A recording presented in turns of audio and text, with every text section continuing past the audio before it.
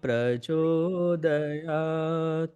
ॐ भूर्भुवः स्वः तत्सवितुर्वरेण्यं भर्गो देवस्य धीमहि धियो यो नः प्रचोदयात्। ॐ भूर्भुवः स्वः तत्सवितुर्वरेण्यं भर्गो देवस्य धीमहि धियो यो नः प्रचोदयात्। तूने हमें उत्पन्न किया, पालन कर रहा है तू। तुझसे ही पाते प्राण हम, दुखियों के कष्ट हरता है तू। तेरा महान तेज है, छाया हुआ सभी स्थान। सृष्टि की वस्तु वस्तु में हो रहा है विद्यमान। तेरा ही धरते ध्यान हम, मांगते तेरी दया। ईश्वर हमारी बुद्धि को श्रेष्ठ मार्ग पर चला। ॐ भूर्भुवः स्वः तत्सवितुर्वरेण्यं भर्गो देवस्य धीमहि धियो यो नः प्रचोदयात्। ओम ओम ओम। आर्य केंद्रीय सभा नगर निगम क्षेत्र फरीदाबाद के तत्वावधान में आयोजित सरल सत्संग में आप सभी का स्वागत। धन्यवाद ज्वाइन करने के लिए। आप सभी नियमित रूप से इस कार्यक्रम के साथ जुड़ते हैं। प्रत्येक शुक्रवार शाम 4 बजे से 5:30 बजे तक यह कार्यक्रम होता है। आप सभी का पुनः बहुत बहुत धन्यवाद इस कार्यक्रम में जुड़ने के लिए, उपस्थित होने के लिए। आइए भजनों की श्रृंखला प्रारंभ करें और उसके पश्चात आज सुंदर उद्बोधन हमें सुनने के लिए मिलेगा। आदरणीय राज गुलाटी जी हमारे बीच में जुड़ेंगी सोनीपत से, तो उनका बहुत ही सरल सुंदर उद्बोधन हमें सुनने के लिए मिलेगा। तो आइए भजनों की श्रृंखला को हम प्रारंभ करें। और मेरी प्रार्थना सर्वप्रथम आदरणीय सुदर्शन गुलाटी जी कृपया एक गीत के साथ आज के कार्यक्रम को प्रारंभ करें। आदरणीय सुदर्शन चौधरी जी। और इसके बाद में कौशल्या अरोड़ा जी कृपया तैयार हैं। सुदर्शन चौधरी जी अपना माइक ऑन कर लीजिए। अभी शायद सुदर्शन चौधरी जी आपका नंबर है पहला, अपना माइक ऑन कर लीजिए। एक गीत आप रखें, उसके बाद में कौशल्या अरोड़ा जी। बहुत बहुत धन्यवाद समय देने का। सभी उपस्थित बहनों को, भाइयों को मेरा सादर नमन। एक छोटा सा भजन और थोड़ा नया।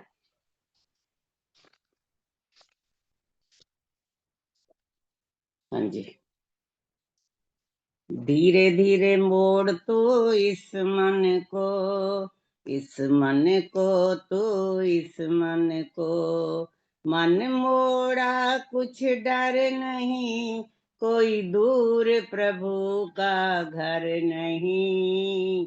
धीरे धीरे मोड़ तो इस मन को, इस मन को तो इस मन को। मन लोभी मन कपटी मन है चोर, कहते आए ये पल पल कुछ और। बेईमान क्यों, नादान क्यों, बेईमान क्यों, नादान क्यों। फिर गफलत ऐसी कर नहीं, कोई दूर प्रभु का घर नहीं। धीरे धीरे मोड़ तू इस मन को, इस मन को तू इस मन को।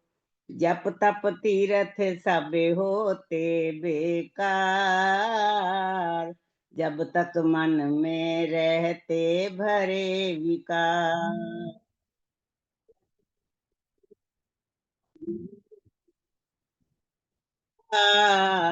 जब तक मन में रहते भरे विकार।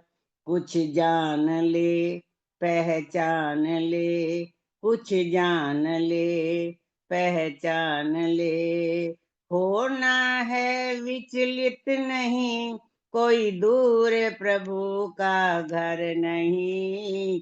धीरे धीरे मोड़ तो इस मन को, इस मन को तू, इस मन को। जीत लिया मन फिर ईश्वर नहीं दूर, जान बूझ कर इंसान क्यों मजबूर। जीत लिया मन फिर ईश्वर नहीं दूर, जान बूझ कर इंसान क्यों मजबूर। अभ्यास से वैराग्य से, अभ्यास से वैराग्य से, कुछ भी है दुष्कर नहीं, कोई दूर प्रभु का घर नहीं। धीरे धीरे मोड़ तू इस मन को, इस मन को तू, इस मन को। मन मोड़ा कुछ डर नहीं, कोई दूर प्रभु का घर नहीं। धीरे धीरे मोड़ तू इस मन को। धन्यवाद, बहुत बहुत जितेंद्र जी, बहुत बहुत धन्यवाद। मेरा दिल था मैं जल्दी इस भजन को सुनाऊं, तो आज ही मेरी बारी आ गई। बहुत बहुत धन्यवाद, बहुत सुंदर। बहुत अच्छी बात। धीरे धीरे मोड़ तू इस मन को, लेकिन हमारे लिए नया नहीं है ये, पहले सुना हाँ हुआ है। जी, हो सकता है। जी जी मैं एक जैनियों को यहाँ सेमिनार अटेंड किया था, जी वहां मैंने सुना था ये भजन, आज से कई साल पहले। जी जी। धीरे धीरे मोड़ तो इस मन को, और धीरे धीरे भी मुड़ पाए तो भी बहुत बड़ी बात है, क्योंकि ये मन इतना आसानी से मुड़ता नहीं है, और मन के मोड़े बिना काम चलता भी नहीं है। और इस मन को बाहर से मोड़ करके हमें अंदर की तरफ ले जाना पड़ता है, तब कहीं जा कर के उस परमपिता परमात्मा की अनुभूति हमें होती है। और ये मन ही है जो हमें परमात्मा से मिला सकता है, और मन ही हमें दूर कर सकता है, क्योंकि कहते हैं कि मनेव मनुष्याणाम कारणम बंध मोक्षयो, यही मन ही हमारे बंधन का कारण भी बनता है और यही मोक्ष का कारण भी बनता है। मन सा न जग में प्रकाश कोई सच्चा मित्र, मन सा न और कोई शत्रु हुड़दंगा है। मन ही से रीत प्रीत, मन ही से शांति गीत, मन ही से कलह कपट द्वेष दंगा है। मन ही मिलाता ईश, मन ही दिलाता मुक्ति, मन ही तो डालता सुकर्म में अड़ंगा है। मन है मरीज तो लजीज कोई चीज़ नहीं, और मन यदि चंगा तो कठौती में ही गंगा है। इसलिए आइए अपने मन को हम ठीक करें, अपने मन को सही जगह पे लगाएं, तभी हम परमात्मा की दिशा में आगे बढ़ सकते हैं। बहुत बहुत धन्यवाद सुंदर गीत सुनाने के लिए। मेरी प्रार्थना कौशल्या अरोड़ा जी से, कृपया अपना गीत रखें, और उसके बाद गीता विरमानी जी कृपया तैयार रहें। हाँ जी, सबको नमस्ते मेरी। एक प्रभु भक्ति का भजन। अपना रूप पहचान रे मन, दर्शन ये भगवान। अपना रूप पहचान रे मन, दर्शन ये भगवान। पिंड ब्रह्मांड में रास तुम्हारी, रास तुम्हारी, रास तुम्हारी। काहे को करत गुमान रे मन, दर्शन ये भगवान। अपना रूप पहचान रे मन, दर्शन यही भगवान। तीन लोक में तुम्हारा वासा, तुम्हारा वासा, तुम्हारा वासा। काहे को फिरत उदास रे मन, अपना रूप पहचान। अपना रूप पहचान रे मन, दर्शन यही भगवान। जैसे सिंह अजासंग डोले, आप ही चीने भरम में भूले। जान रहे हो अनजान रे मन, अपना रूप पहचान, अपना रूप पहचान रे मन, दर्शन यही भगवान। कस्तूरी बसे मृग के माही, बन बन ढूंढे सूंघे जाए, होए रयो हैरान रे मन, अपना रूप पहचान, अपना रूप पहचान रे मन, दर्शन यही भगवान। जिन प्रभु तुमको निश्चय कर जान्यो, रमता राम सकल घट मान्यो, सो साधु परवान रे मन, अपना रूप पहचान, अपना रूप पहचान रे मन, दर्शन यही भगवान। अब मोरी प्रीत प्रभु संग लागी, प्रभु संग लागी, प्रभु संग लागी, रुअल नैन बसम की भागी, बसम की भागी, बसम की भागी, आत्म में मस्तान रे मन, अपना रूप पहचान, अपना रूप पहचान रे मन, दर्शन यही भगवान। अपना रूप पहचान रे मन, दर्शन यही भगवान, दर्शन यही भगवान। धन्यवाद। बहुत बहुत धन्यवाद आदरणीय कौशल्या अरोड़ा जी, बहुत सुंदर पद आपने सुनाया। अपना रूप पहचान, दर्शन यही भगवान। कहते हैं कि परमात्मा का दर्शन जो है वो बहुत लोगों में भ्रांति है कि परमात्मा का दर्शन कैसे रूप में होगा। जब परमात्मा का रूप ही नहीं है, कोई निराकार है, तो उसका दर्शन कैसे हो सकता है। दर्शन जो है, जो हम दर्शन जिसे मानते हैं कि हम आँखों से किसी चीज़ को देख पाएँ, तो आँखों से तो हम उसी चीज़ को देख पाएंगे जिसका कोई रूप होगा, लेकिन परमात्मा का कोई रूप नहीं है। इसीलिए परमात्मा का जो जैसा दर्शन हम मानते हैं वैसा दर्शन नहीं हो सकता। परमात्मा का दर्शन अगर हमें करना है तो हम अपने अंदर उसकी अनुभूति कर सकते हैं। और बाहर भी सारे संसार में जब हम देखते हैं, नहीं कर आँख से देखा तुझे तो क्या हुआ ए रब, तेरा होना बताता है नज़ारा तेरी कुदरत का। ये सारे संसार के जो नज़ारे हैं उसी से हमें परमात्मा की अनुभूति होती है। अपने आप को हम पहचान पाएँ, अपने आप को, आत्म तत्व को जान पाएँ, वही अपने आप में एक बहुत बड़ी उपलब्धि है। तो अपने आप को हम पहचानने का प्रयास करें, अपने भीतर उतरने का प्रयास करें। और जैसा पहला गीत चल रहा था, धीरे धीरे मोड़ तू इस मन को, अपने मन को बाहर से हटा करके धीरे धीरे अंदर की तरफ लेकर के जाएं। तब हम उस परमात्मा की अनुभूति अपने अंदर ही, हृदय प्रदेश के अंदर हम उस परमात्मा की अनुभूति कर सकते हैं। बहुत सुंदर गीत आपने सुनाया, बहुत बहुत धन्यवाद सुंदर गीत सुनाने के लिए। मेरी प्रार्थना आदरणीय गीता बिरमानी जी से, कृपया आएँ अपना गीत रखें। और इसके बाद सावित्री दारा जी कृपया एक गीत के लिए तैयार रहें। हाँ जी, सबको मेरी सादर नमस्ते और आपका बहुत बहुत धन्यवाद मुझे समय दिया। एक प्रार्थना के रूप में भजन है। दीना बंधु दीनानाथ, शरणागत हूँ रखियो लाज,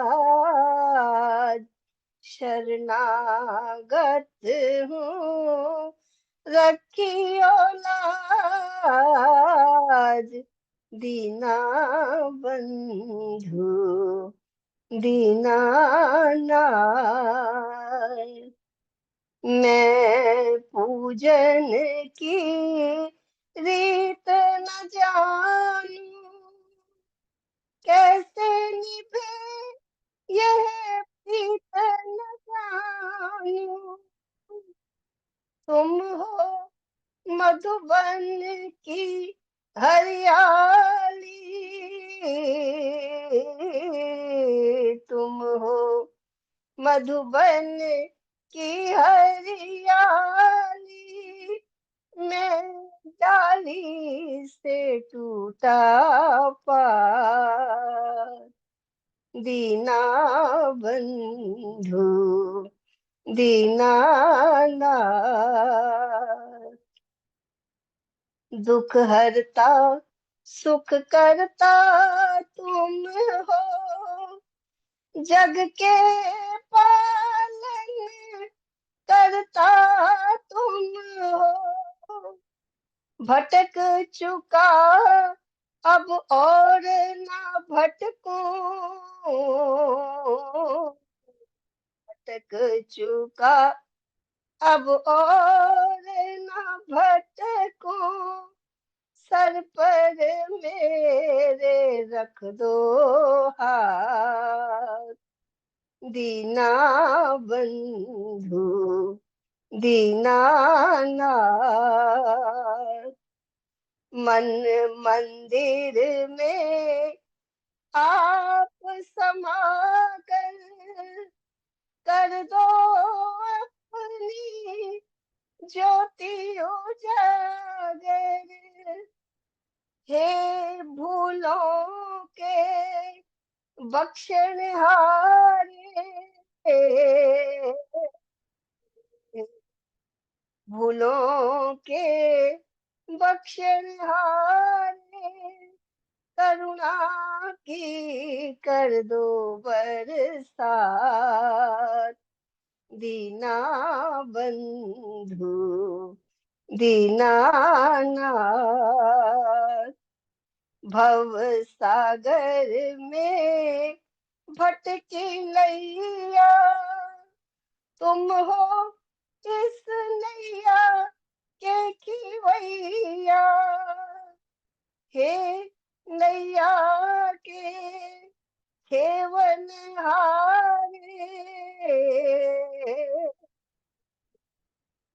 नैया के खेवनहारे, सुन लो मेरी कूक पुकार, दीना बंधु दीनानाथ, शरणागत हूँ रखियो लाज, शरणागत हूँ रखियो लाज, दीना बंधु दीनानाथ। बहुत बहुत धन्यवाद आपका, आपने भी समय दिया, बहुत बहुत धन्यवाद। बहुत बहुत धन्यवाद आदरणीय गीता विरमानी जी, बहुत सुंदर प्रार्थना, बहुत मधुर स्वर में और बहुत भावपूर्ण तरीके से आपने सुनाई। परमपिता मैं हो परमात्मा तो एक भजन का टाइम देना, शोभा बत्रा। जी, परमपिता परमात्मा से इसी प्रकार की सुंदर प्रार्थनाएं हम किया करें। वह परमपिता परमात्मा ही हमारा दीन बंधु दीनानाथ है, दीनों का वही बंधु है और दीनों को वही दीनों का नाथ है। तो परमपिता परमात्मा इस प्रकार की सुंदर प्रार्थना है कि प्रभु हमें अपनी भक्ति में लगाओ, हमें भवसागर से पार करने का हमारा इस प्रकार का प्रयास बन सके कि हम इस भवरूपी सागर से पार हो सकें, उस मोक्ष की प्राप्ति कर सकें जो जीवन का अंतिम लक्ष्य है। हमारे मन में आप सदा समाये रहो, इस प्रकार की सुंदर भावनाएं प्रार्थनाएं हम इस प्रकार के भावों के साथ ही सदा किया करें, क्योंकि भौतिक पदार्थों को मांगने से कोई लाभ नहीं। भौतिक पदार्थ आते हैं, चले जाते हैं, नष्ट होते हैं, लेकिन इस प्रकार की सुंदर प्रार्थनाएं हम हमेशा परमात्मा से किया करें। याम मेधाम देवगणा पितरश्च उपासते, प्रभु हमें मेधा बुद्धि प्रदान करो, हमें रितंबरा बुद्धि प्रदान करो। तो आपने बहुत सुंदर प्रार्थना सुनाई, बहुत बहुत धन्यवाद सुंदर प्रार्थना के लिए। मेरी प्रार्थना आदरणीय सावित्री दारा जी से, कृपया आएँ, अपना गीत रखें और उसके बाद उर्मिल मेहंदी रत्ता जी कृपया तैयार रहें। सभी को सादर नमस्ते जी। एक छोटा सा गीत है तो बहुत पुराना, तो मुझे अच्छा लगता है। प्रेम से तो से प्रभु के गीत गाना, रात दिन से तो उस प्रभु के गीत गाना, रात दिन मन के मंदिर बैठ कर मस्तक झुकाना, रात दिन मन के मंदिर बैठ कर मस्तक झुकाना, रात दिन प्रेम से उस प्रभु के नेकी बदिया माल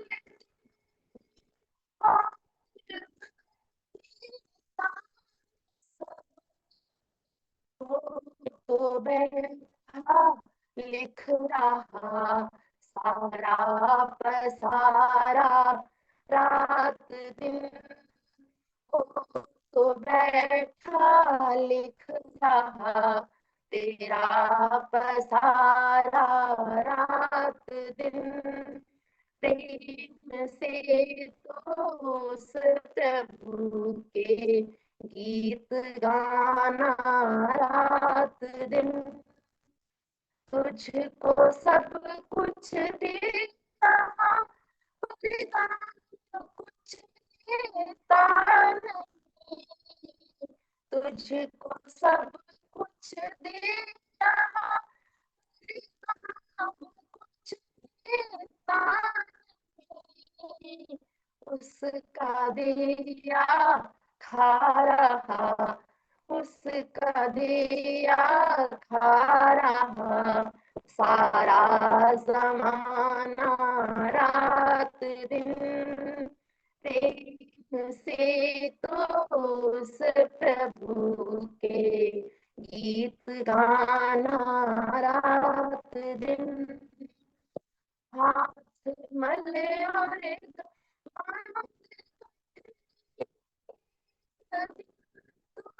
जाएगा, हाथ मले और तो जाएगा, तू इकट्ठा कर रहा मालो खजाना, रात दिन क्यों इकट्ठा कर रहा मालो खजाना, रात दिन प्रेम से तो उस प्रभु के गीत गाना, रात दिन ईश भक्ति के तेरा बेकार है, ईश भक्ति के तेरा बेकार है, नाम प्रिय ओम का तू ना भुलाना, रात दिन नाम प्रिय ओम का तू ना भुलाना, रात दिन प्रेम से तो उस प्रभु के गीत गाना, रात दिन मन के मंदिर बैठ कर मस्तक झुकाना, रात दिन प्रेम से तो उस प्रभु के गीत गाना, रात दिन। बहुत बहुत धन्यवाद जी, समय देने के लिए बहुत बहुत धन्यवाद, थैंक यू। बहुत बहुत धन्यवाद आदरणीय सावित्री दारा जी। आवाज़ थोड़ी सी कट रही थी आपकी नेटवर्क इशू के कारण, लेकिन बहुत सुंदर गीत आपने सुनाया। प्रेम से उस प्रभु के हम गीत गाएं, रात दिन उसी के गीत गाया करें, उस परमपिता परमात्मा के भक्ति में अपने आप को लीन कर पाएं और मन के मंदिर में उस परमपिता परमात्मा का भक्ति का दीपक हम जला पाएं। यह प्रार्थना बहुत सुंदर आपने शब्दों में बोली। बहुत बहुत धन्यवाद सुंदर गीत सुनाने के लिए, सुंदर प्रार्थना के शब्द बोलने के लिए। मेरी प्रार्थना आदरणीय उर्मिल मेहंदी रत्ता जी से अपना माइक ऑन करें, अपना गीत रखें। और इसके बाद में हमारे मध्य में संतोष शर्मा जी जुड़ी हुई हैं। संतोष नारायण शर्मा जी, कृपया एक गीत के लिए आप तैयार रहें। जी, मेरी आवाज आ रही है? हाँ जी, आ रही है। एक भजन रख रही हूँ आपके सामने। झूठी दुनिया में मन को लगा बैठा तू, बंदे खुद से ही खुद को ठगा बैठा तू। झूठी दुनिया में मन को लगा बैठा तू, बंदे खुद से ही खुद को ठगा बैठा तू। मोह माया के चक्र में ऐसा फंसा, धन दौलत के दल दल में ऐसा धंसा। उस मालिक को दिल से भुला बैठा तू, बंदे खुद से ही खुद को ठगा बैठा तू। इस कंचन की काया को मैला किया, बंदे ये क्या किया, तूने ये क्या किया। कैसे कैसे कर्म कमा बैठा तू, बंदे खुद से ही खुद को ठगा बैठा तू। तूने एक पल भी सिमरन किया नहीं प्रभु का, बंदे मानुष नहीं तू किसी काम का। तेरा जीवन तू ही गवा बैठा तू, बंदे खुद से ही खुद को ठगा बैठा तू। तुझे भेजा था उसने यहाँ किस लिए, भूल बैठा तू उसको यहाँ किस लिए। यहाँ झूठे ही रिश्ते बना बैठा तू, बंदे खुद से ही खुद को ठगा बैठा तू। तेरी मेरी में तूने बिता दी उम्र, तुझे खुद की भी अपनी ही नहीं है खबर। राही धन ये अमोलक गवा बैठा तू, बंदे खुद को ही खुद से ठगा बैठा तू। झूठी दुनिया में मन को लगा बैठा तू, बंदे खुद से ही खुद को ठगा बैठा तू। बहुत बहुत धन्यवाद समय देती। बहुत बहुत धन्यवाद आदरणीय उर्मिल मेहंदी रत्ता जी, बहुत सुंदर गीत आपने सुनाया। हम वास्तव में अपने आप से ही अपने आप को ठगे जाते हैं, क्योंकि हम अपने मन को जहाँ लगाना चाहिए वहाँ ना लगा करके और दुनिया के झमेलों में लगा बैठते हैं। और ये मन बेचारा एक ही है, इसे एक समय में एक ही जगह पर लगाया जा सकता है। या तो इसे संसार में लगा लें या इसे परमपिता परमात्मा में लगा लें। तो हम इस मन को, बात वहीं पर आ जाती है। आज सुदर्शन चौधरी जी ने जो गीत शुरू किया था, सभी घूम फिर कर वहीं पर बात आती है कि अपने मन को हम अच्छे जगह पर लगाएं, मन को परमपिता परमात्मा के भक्ति के अंदर लगाएं। संसार के विषयों में मन को लगाएंगे तो ये मन जो है हमें पतन की तरफ ले जाता है, क्योंकि इन विषयों में जितना भी हम आगे बढ़ते जाते हैं उतना ही हम भ्रमित होते जाते हैं। ध्यायतो विषयान पुंसः संगस्तेषु उपजायते, संगात संजायते कामः, कामात् क्रोधो विजायते, क्रोधाद् भवति सम्मोहः, सम्मोहाद् स्मृति विभ्रमः, स्मृति भ्रंशात् बुद्धिनाशो, बुद्धिनाशात् प्रणश्यति। गीता के अंदर भी यही कहा गया है कि जैसे जैसे हम विषयों में लिप्त होते जाते हैं तो उन विषयों में हमारी आसक्ति बढ़ती जाती है, हमारी कामनाएं बढ़ती जाती हैं, और वो कामनाएं पूरी ना हो तो फिर हमें क्रोध आता है। ध्यायतो विषयान पुंसः संगस्तेषु उपजायते, संगात् संजायते कामः, कामात् क्रोधो अभिजायते, क्रोधात् भवति सम्मोहः। अगर क्रोध आता है तो हमारी सम्मोहन जैसी स्थिति हो जाती है, अच्छा क्या है बुरा क्या है, क्रोध में हम क्या कर रहे होते हैं हमें भी नहीं पता होता। क्रोधाद् भवति सम्मोहः, सम्मोहात् स्मृति विभ्रमः, स्मृति भ्रंशात बुद्धि नाशो, और हमारा धीरे धीरे जो है बुद्धि का नाश होता चला जाता है, और बुद्धि नाशात प्रणश्यति, हमारा पूरा पतन उस कारण से हो जाता है। इसीलिए आइए मन को विषयों में न लगा करके परमपिता परमात्मा में हम लगाने का प्रयास करें। बहुत सुंदर गीत सुनाया, बहुत बहुत धन्यवाद आपका। मेरी प्रार्थना आदरणीय संतोष नारायण शर्मा जी से, कृपया आएँ, अपना गीत रखें। आदरणीय संतोष नारायण शर्मा जी, और बहुत सुंदर भजनों की पुस्तकें भी आपकी प्रकाशित हो चुकी हैं, और बहुत सुंदर भजन आप स्वयं लिखती हैं और गाती भी हैं। तो संतोष नारायण शर्मा जी अपना भजन सुनाएंगी, और उसके बाद में मेरा अ, भजन होगा। शशि शशि कोहली जी कृपया एक गीत के लिए तैयार मेरा हैं। मेरा भजन भी करा दो। हाँ जी जी। नमस्ते साहिल जी, आपको आचार्य बधाई जी, हो बहुत बहुत। और आचार्य जी, जी एक भजन प्रस्तुत कर रही हूँ। मुझे भूल कर गए। रही थी। आप थोड़ा और बैठिए अभी। जी जी। मैं बोलूं अपना भजन? हाँ जी, बोलिए अब। देखिए, वैसे तो ईश्वर बिना मांगे ही सब कुछ हमें देता रहता है, लेकिन फिर भी इंसान की प्रवृत्ति है कि वो जब भी ईश्वर का ध्यान करेगा, अपने लिए कुछ न कुछ मांगेगा जरूर। मंदिर जाते हैं लोग बाग, तब भी मांगने ही जाते हैं, और हम अपने मन को ईश्वर में लगाते हैं तो भी मांगते ही हैं। तो एक ऐसे ही भजन प्रस्तुत कर रही हूँ।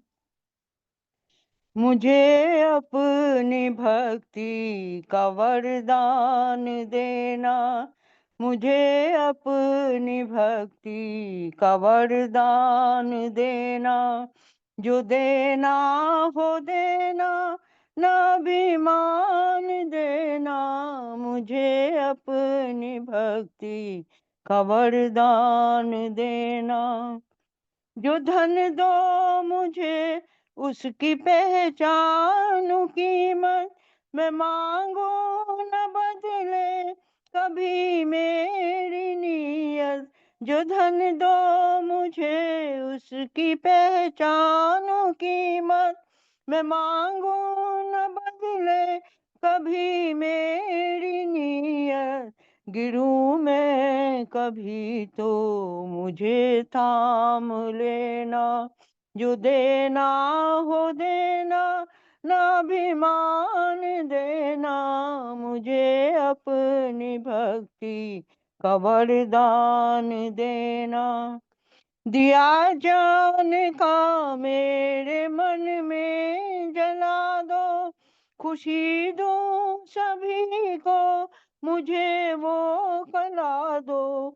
दिया जान का मेरे मन में जला दो, खुशी दूं सभी को मुझे वह खला दो। भला क्या बुरा क्या ये पहचान देना, जो देना हो देना, न अभिमान देना, मुझे अपनी भक्ति का वरदान देना।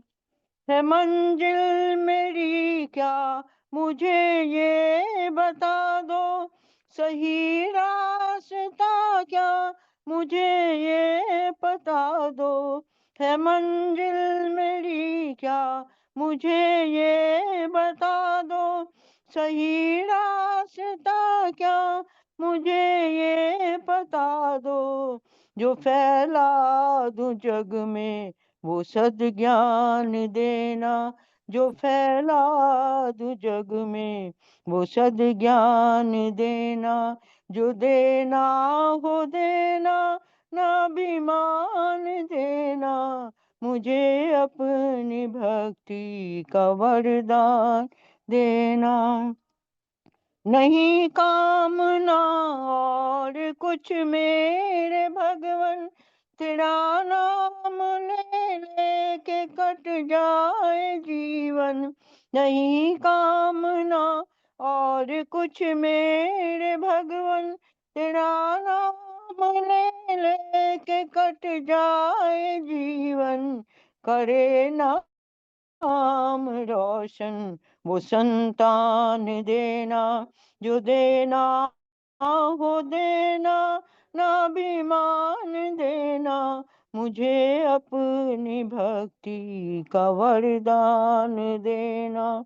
जो है पास मेरे सभी तुझको अर्पण। ये धन और दौलत, ये शोहरत, ये जीवन, मेरे मन में संतोष का दान देना। मेरे मन में संतोष का दान देना। जो देना हो देना, ना अभिमान देना, मुझे अपनी भक्ति का वरदान देना। धन्यवाद तायल जी, बहुत बहुत आपको समय देने के लिए। बहुत बहुत धन्यवाद आदरणीय संतोष शर्मा जी, बहुत सुंदर गीत आपने स्वरचित सुनाया। जो देना तो जो भी दें, लेकिन परमपिता परमात्मा मुझे अभिमान ना दें, अपनी भक्ति का दान दें। बहुत सुंदर प्रार्थना के भाव आपने सुनाए, क्योंकि परमपिता परमात्मा की भक्ति की ही सदा हम प्रार्थना किया करें। सुंदर बुद्धि की हम प्रार्थना किया करें, मेधा बुद्धि की, रितंबरा बुद्धि की, और ऐसी सुंदर प्रार्थनाएं सदा हम किया करें कि परमात्मा कभी भी जीवन में अभिमान ना आ पाए, क्योंकि अभिमान जो है वो सारे हमारे उसको नष्ट कर देता है, जितनी भी हमारी साधना हो। और अभिमान करना भी तो किस लिए करना, किस चीज़ के ऊपर अभिमान करना, ऐसा हम हमेशा विचार किया करें। 4 दिन की ज़िंदगी में किससे कतरा के चलूं, 4 दिन की ज़िंदगी मैं किससे कतरा के चलूं, खाक हूँ इस खाक पर क्या खाक इतरा के चलूं। तो अभिमान हम किस लिए बहुत करें? कहते हैं बहुत कि सुंदर। हकीकत रूबरू हो तो अदाकारी नहीं चलती, हकीकत सामने हो तो अदाकारी नहीं चलती, खुदा के सामने बंदों की मक्कारी नहीं चलती। तुम्हारा दबदबा खाली तुम्हारी ज़िंदगी तक है, तुम्हारा दबदबा खाली तुम्हारी ज़िंदगी तक है, किसी की कब्र के अंदर ज़मींदारी नहीं चलती। तो इसलिए कभी बहुत भी बढ़िया। जीवन में अभिमान ना लेकर के आए, परमपिता परमात्मा की भक्ति सदैव हम किया करें। बहुत बहुत धन्यवाद सुंदर गीत सुनाने के लिए, बहुत बहुत धन्यवाद। धन्यवाद। मेरी प्रार्थना, वैसे मैंने शशि कोहली जी का नाम बोला था, लेकिन आदरणीय रजनी पिपलानी जी काफ़ी समय से प्रतीक्षा कर रही हैं, उनके लिए उतना संभव भी नहीं है बैठ पाना। तो मेरी उनसे प्रार्थना के पहले आदरणीय रजनी पिपलानी जी अपना गीत रखें, और उसके बाद में शशि कोहली जी। अपना माइक ऑन कर लीजिए।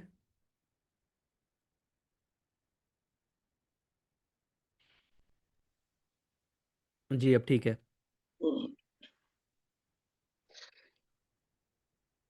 सभी को सादर नमस्ते।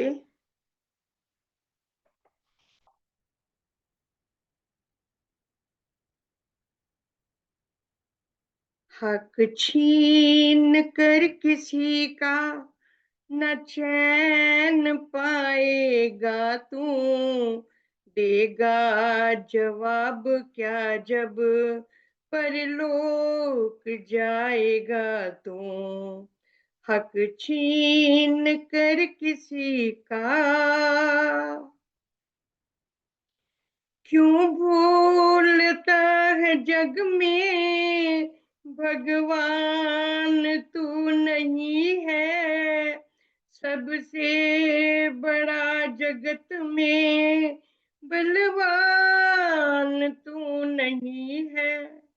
अपने किए पे बस तू आंसू बहाएगा तू, देगा जवाब क्या जब परलोक जाएगा तू। हक छीन कर किसी का औरों का घर जलाकर क्यों हाथ सेकता है, दुनिया भले न देखे भगवान देखता है। उजड़े हुए घरों को कैसे बसाएगा तू, देगा जवाब क्या जब परलोक जाएगा तू। हक छीन कर किसी का बेजान धन की खातिर कितने उजाड़े जीवन, अंतिम समय में प्राणी जाएगा लब में ये तन, तब भागना पड़ेगा जो भी कर्म करेगा देगा जवाब क्या जब परलोक जाएगा तू। हक छीन कर किसी का ना चैन पाएगा तू। देगा जवाब क्या जब परलोक जाएगा तू। भौतिक सुख व वैभव का यूं ही अभिमान करता। पापों की धरी जो गठरी उसका बिना ध्यान करता। प्राण शक्ति बिन देखो कैसे सजाएगा तू। देगा जवाब क्या जब परलोक जाएगा तू। हक छीन कर किसी का कौन सा कर्म है जो जिसको छुपा सकेगा। कण कण में वो छुपा है नजरे न छुपा सकेगा। सर्वत्र है विधाता मिथिलेश जान जा तू। देगा जवाब क्या जब परलोक जाएगा तू। हक छीन कर किसी का ना चैन पाएगा तू। देगा जवाब क्या जब परलोक जाएगा तू। हक छीन कर किसी का। धन्यवाद जितेंद्र जी समय देने के लिए। बहुत बहुत धन्यवाद आदरणीय रजनी पिपलानी जी, बहुत सुंदर गीत आपने सुनाया। हक छीन कर किसी का क्या चैन पाएगा तू, देगा जवाब क्या जब परलोक जाएगा तू। क्योंकि एक ना एक दिन हमें जाकर के जवाब देना है। हालांकि ऐसी हमारी कल्पना है जैसे कोई सामने दरबार लगा हुआ हो और हमें उस दरबार में एक वो बैठे हुए हैं और उनको हमें जवाब देना है। वैसा तो नहीं, लेकिन हमारा हिसाब किताब जरूर होगा। अमर स्वामी जी महाराज ने बहुत सुंदर बात कही है, जरूरी काम है एक दिन सरे दरबार जाएगा। जरूरी काम है एक दिन सरे दरबार जाएगा, तेरा इंसाफ करने को तुझे मालिक बुलाएगा। खिजालत से तेरी आंखें न उसके रूबरू होंगी, तेरे एमाल नामे की मिसल को जब दिखाएगा। वो सारे जग का मुंसिफ है न माने रू रियायत को, सिफारिश और रिश्वत से नहीं तू बचने पाएगा। यह है कानून में उसके, करे जैसा भरे वैसा, सताया जाएगा वो भी जो औरों को सताएगा। भलाई कर ले जितनी हो बुराई छोड़ दे बिल्कुल, नहीं तो फिर भी आखिर मुसीबत ही उठाएगा। भलाई कर अमर ज्ञानी जहाँ में नाम होता है, बुराई करने वाले का बुरा अंजाम होता है। तो इसलिए हमेशा इस बात को अपने ध्यान में हम रखें कि हम बुराई करेंगे तो हमारे साथ भी निश्चित रूप से बुरा होगा। क्योंकि अच्छे कर्मों का फल जो है हमें सुख के रूप में प्राप्त होता है और बुरे कर्मों का फल हमें दुख के रूप में अवश्य ही प्राप्त होता है। अवश्यमेव भोक्तव्यम कृतम कर्म शुभाशुभम। तो अपने कर्म हमेशा हम प्रयास करें कि हमारे कर्म सदा अच्छे बने रहें, किसी का हक छीन करके हम ना खाएं, किसी को सताएं नहीं, किसी को परेशान ना करें, किसी का दिल ना दुखाएं। क्योंकि मनसा वाचा कर्मणा तीनों प्रकार से हमारे जो है वो पाप और अपराध होते हैं। तो बहुत बहुत धन्यवाद सुंदर गीत सुनाने के लिए। मेरी प्रार्थना आदरणीय शशि कोहली जी से कृपया आएं और अपना गीत रखें, और उसके बाद में संतोष धर जी कृपया तैयार रहें। हाँ, प्रभु तेरो नाम जो ध्याए फल पाए सुख लाए तेरो नाम। प्रभु तेरो नाम तेरी दया हो जाए तो दाता जीवन धन मिल जाए, जीवन धन मिल जाए, सुख लाए तेरो नाम। जो ध्याए फल पाए सुख लाए तेरो नाम।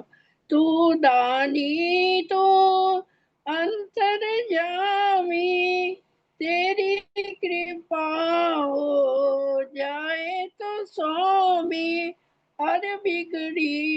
बन जाए, धन लाए सुख लाए, जीवन मिल जाए, तो तेरो नाम जो ध्याए फल पाए, सुख लाए वे तेरो नाम।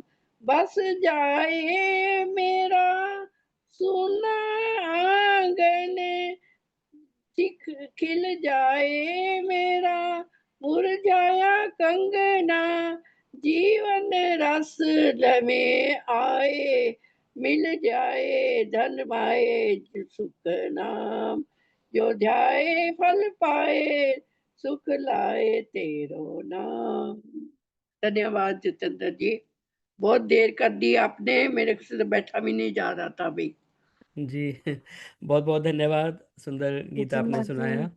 जो परम पिता परमात्मा के शरण में आता है निश्चित रूप से उसे सुख की प्राप्ति होती है।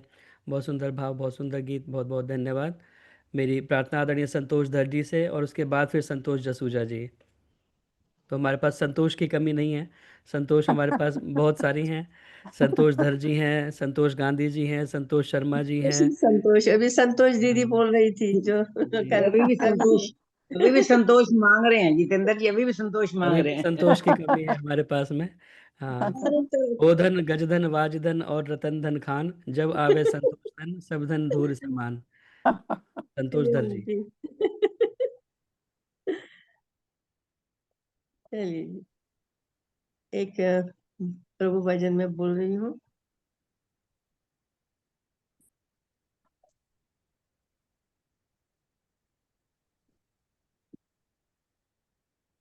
वो तेरे पास ही रहता है सदा, तू उसे देख पाने की कोशिश तो कर। वो तेरे पास ही रहता है सदा, तू उसे देख पाने की कोशिश तो कर। तेरे पास ही एक आवाज में दौड़ कर आएगा, तू उसको बुलाने की कोशिश तो कर। वो तेरे पास ही प्रीत कर रब से मन अपना जोड़ कर, जग की सब वासनाओं को छोड़ कर। प्रीत कर रब से मन अपना जोड़ कर, जग की सब वासनाओं को छोड़ कर। तू बस इतना कर, आह में दर्द भर दर्द की ही जोभा को समझता है वो, दर्द दिल में जगाने की कोशिश तो कर। वो तेरे पास ही शाम की तो भजन कर लगन से, शाम की ओर चल सच्चे मन से। शाम की तो भजन कर लगन से, शाम की ओर चल सच्चे मन से।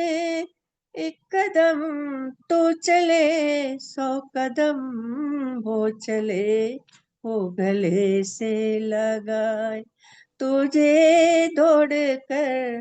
तू जरा पास आने की कोशिश तो कर। वो तेरे पास ही रहता है सदा, तू उसे पास आने की कोशिश तो कर। वो तेरे पास ही कितना सस्ता है सौदा संसार में, शाम कित बिकता है थोड़े से प्यार में। गज सिंह प्यार कर श्याम दातार में, प्यार के आश्रुओं में वो बह जाएगा, तू उसको बहाने की कोशिश तो कर, वो तेरे पास ही रहता है सदा, तू उसे पास आने की कोशिश तो कर, वो तेरे पास ही वो तेरे पास ही रहता है सदा, तो उसे पास आने की कोशिश तो कर। एक आवाज में दौड़ कर आएगा, तू उसको बुलाने की कोशिश तो कर, वो तेरे पास ही रहता है सदा, तू उसे देख पाने की कोशिश तो कर, वो तेरे पास ही। धन्यवाद आपका। बहुत बहुत धन्यवाद आदरणीय संतोषधर जी। बहुत सुंदर गीत आपने सुनाया। वो तेरे पास ही रहता है सदा, वह परमपिता परमात्मा निश्चित ही हमारे साथ हमेशा अंग संग मौजूद है। ईश्वर सर्वभूतानां हृदयेशे अर्जुन तिष्ठति, वह हमारे हृदय प्रदेश में उपस्थित है। लेकिन समस्या यही है कि हम उसे देख दरवाजा बंद कर दो जरा ईशान। समझ नहीं पाते हैं, हम ये जान नहीं पाते कि वो हमारे पास में है, क्योंकि कहते हैं कि वह परमपिता परमात्मा हमेशा हमारे अंग संग मौजूद है। और बोलने की भी कई बार हमें आवश्यकता नहीं पड़ती। आप कहते हैं कि एक आवाज़ दे, वो हमेशा दौड़ कर आएगा। तो कई बार आवाज़ भी देने की ज़रूरत नहीं पड़ती, क्योंकि आवाज़ उसे दी जाती है जो बाहर हो कहीं पर। लेकिन परमात्मा तो हमारे अंदर उपस्थित है, इसीलिए उसे आवाज़ भी देने की आवश्यकता नहीं। कहते हैं कि प्रीतम को पतियाँ लिखूं जो कोई हो परदेश, प्रीतम को पतियाँ लिखूं जो कोई हो परदेश, तन में मन में नैन में ताको क्या संदेश। तो उसको कोई बोलने की भी आवश्यकता नहीं, वो हमारे भावों को हमेशा जानता है, हमारे दुख सुख को हमेशा जानने वाला है। तो परमपिता परमात्मा हमेशा हमारा सहाई और अंग संग बन करके रहता है। बहुत बहुत धन्यवाद सुंदर गीत सुनाने के लिए। बहुत बहुत मेरी धन्यवाद आपको भी। प्रार्थना आदरणीय संतोष जसूजा जी से, कृपया आएँ और अपना गीत रखें। जी सबको नमस्ते।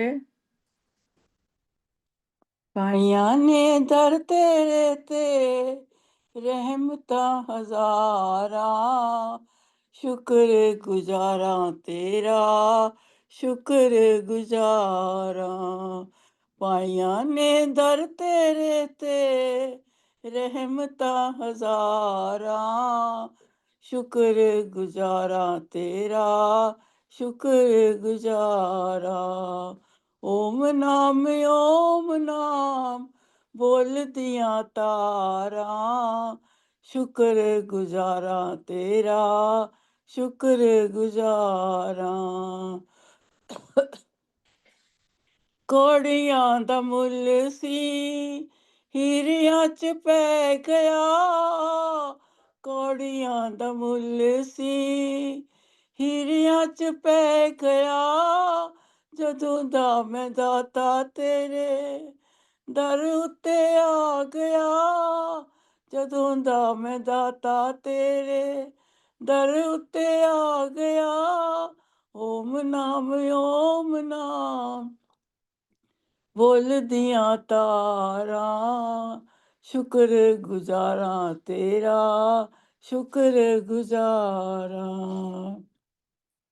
सुख देवे दुख देवे झोली विच पा लवां, सुख देवे दुख देवे झोली विच पा लवां।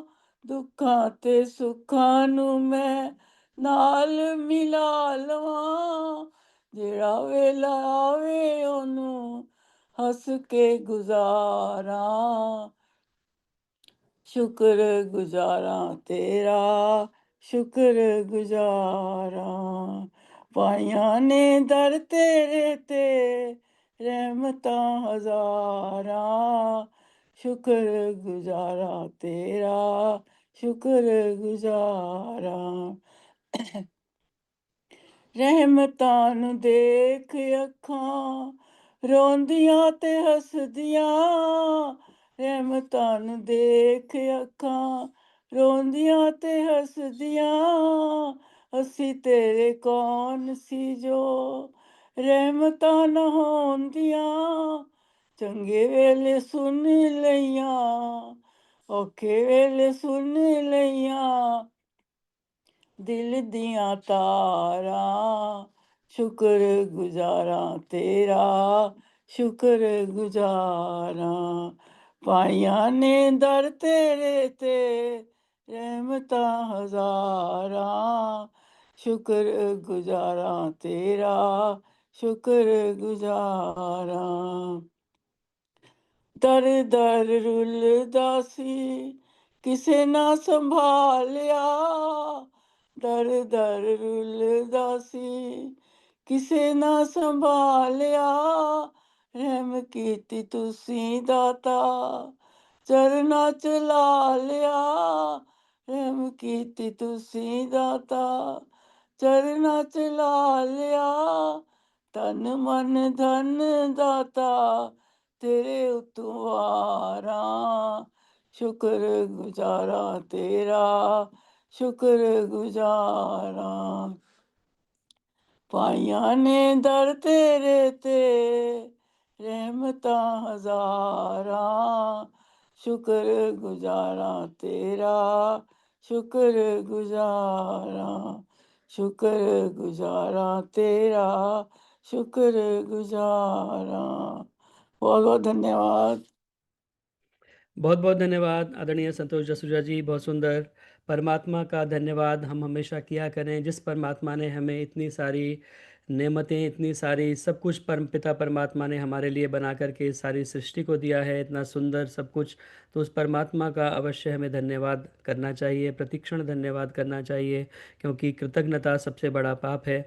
तो आपने बहुत सुंदर धन्यवाद का गीत सुनाया। समय बहुत तेज़ी से आगे बढ़ रहा है, गीतों की श्रृंखला को हमें यहाँ पर विराम देना पड़ेगा। बहुत सारे लोगों का अभी गीत आज नहीं हो पाया, तो पुनः प्रयास करेंगे। जिनका आज क्रम नहीं आ पाया भजन का, आगे सभी के भजनों को हम सुन पाएँ। आइए एक बार पुनः आप सभी का बहुत बहुत स्वागत, अभिनंदन, धन्यवाद इस कार्यक्रम में उपस्थित होने के लिए। हमारे मध्य में बहुत सारे गणमान्य लोग उपस्थित हैं। बेंगलोर से आदरणीय प्रोफेसर JC आर्य जी उपस्थित हैं, SK कोहली जी, आदरणीय भरत सचदेवा जी भी आज बैठ करके कार्यक्रम को सुन रहे हैं, तो बहुत अच्छा लग रहा है देख करके। आपका भी बहुत बहुत धन्यवाद, और परमपिता परमात्मा से प्रार्थना इसी प्रकार सभी स्वास्थ्य लाभ लेते रहें और कार्यक्रम में जुड़ते रहें। आदरणीय उषा मलिक जी भी हमारे मध्य उपस्थित हैं, और बिहार से हमारे बहुत ही आत्मीय भ्राता सत्यभूषण आर्य जी, जो कि अभी बिहार में प्रधान न्यायाधीश हैं, वो भी हमारे मध्य उपस्थित होकर कार्यक्रम को श्रवण कर रहे हैं, तो उनका भी बहुत बहुत स्वागत। और भी बहुत सारे गणमान्य लोग यहाँ पर उपस्थित हैं, सभी का बहुत बहुत स्वागत, अभिनंदन, धन्यवाद। सामान्य निर्देश आप सभी को विदित हैं।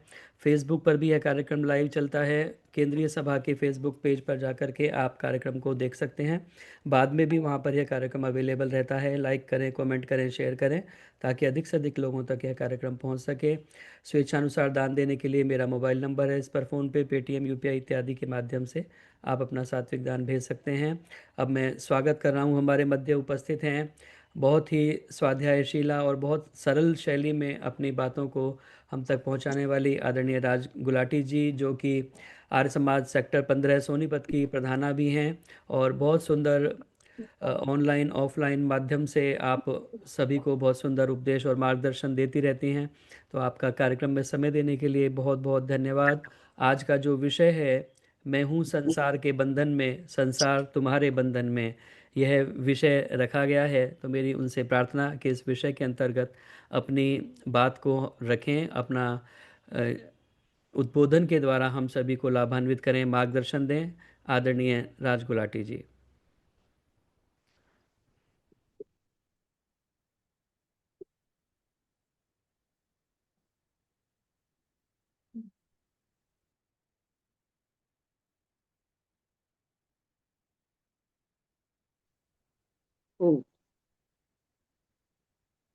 ॐ त्वं हीन पिता वसो त्वं माता शतक्रतो बभूविथ अधाते सुमन्मीमहे अधाते सुमन्मीमहे।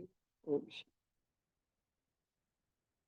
हमारी केंद्रीय सभा फरीदाबाद के इस सत्संग को चलाने वाले, विशेष योग्यता रखने वाले, विशिष्ट भ्राताश्री कहूंगी मैं, आदरणीय सरल जी और सभी मेरी बहनें उपस्थित यहाँ और जो बाहर से जुड़े हुए हैं, सभी बहन भाइयों को मेरी सादर नमस्ते। तो शीघ्रता से विशेष आरंभ कर दें, ज़्यादा भूमिका बांधने से पहले, समय का अभाव होता है। तो आज का मेरा विषय है, एक भजन हम बोला करते हैं, उसकी एक पंक्ति है, सभी बोलते हैं, सभी जानते हैं उस भजन को, बहुत पुराना, शुरू से ये भजन गाया जाता रहा है, समाजों में भी, सभी अच्छी अच्छी संस्थाओं में भी। उसकी एक कड़ी ले रही हूँ। तुझ में मुझ में बस भेद यही, मैं नर हूँ तुम नारायण हो, मैं हूँ संसार के हाथों में, संसार तुम्हारे हाथों में, मैं संसार के बंधन में, संसार तुम्हारे बंधन में। जब इस पंक्ति को मैं बोलती हूँ तो मुझे कुछ अनुभव सा होता है कि वास्तव में बहुत सुंदर भजन है, समर्पण की भावना आती है हमारे मन में। तो इस पंक्ति के ऊपर मैं बात करती हूँ कि मैं संसार तुम्हारे बंधन में और मैं भी तुम्हारे बंधन में हूँ। ये बंधन शब्द कैसा है? मैं कौन हूँ, संसार कौन है, बंधन क्या है, संसार क्या है, तुम्हारे, तुम कौन हो।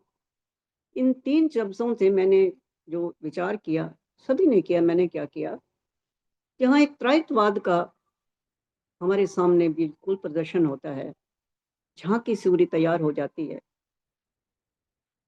मैं हूं तुम्हारे हाथों में और संसार तुम्हारे हाथों में। मैं का मतलब जीवात्मा, संसार का मतलब प्रकृति, और तुम्हारे हाथों में ईश्वर। तो ये तीनों ऐसा त्रैतवाद का प्रदर्शन हमारे सामने है, बिल्कुल सही फिट होता है इस भजन में।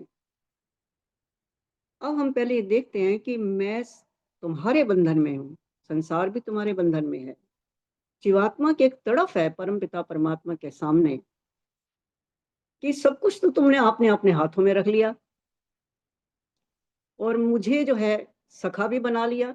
मंत्र आता है, द्वास्पर्णा स्वजा सखाया समानम वृक्षम परिषद स्वजाते, कि भाई मैं आपकी सखा हूँ, मतलब इसका कोई लिंग नहीं है आत्मा का, एक परमात्मा का सखा मतलब समान ख्याति वाला, और फिर भी मुझे बंधन में डाल दिया।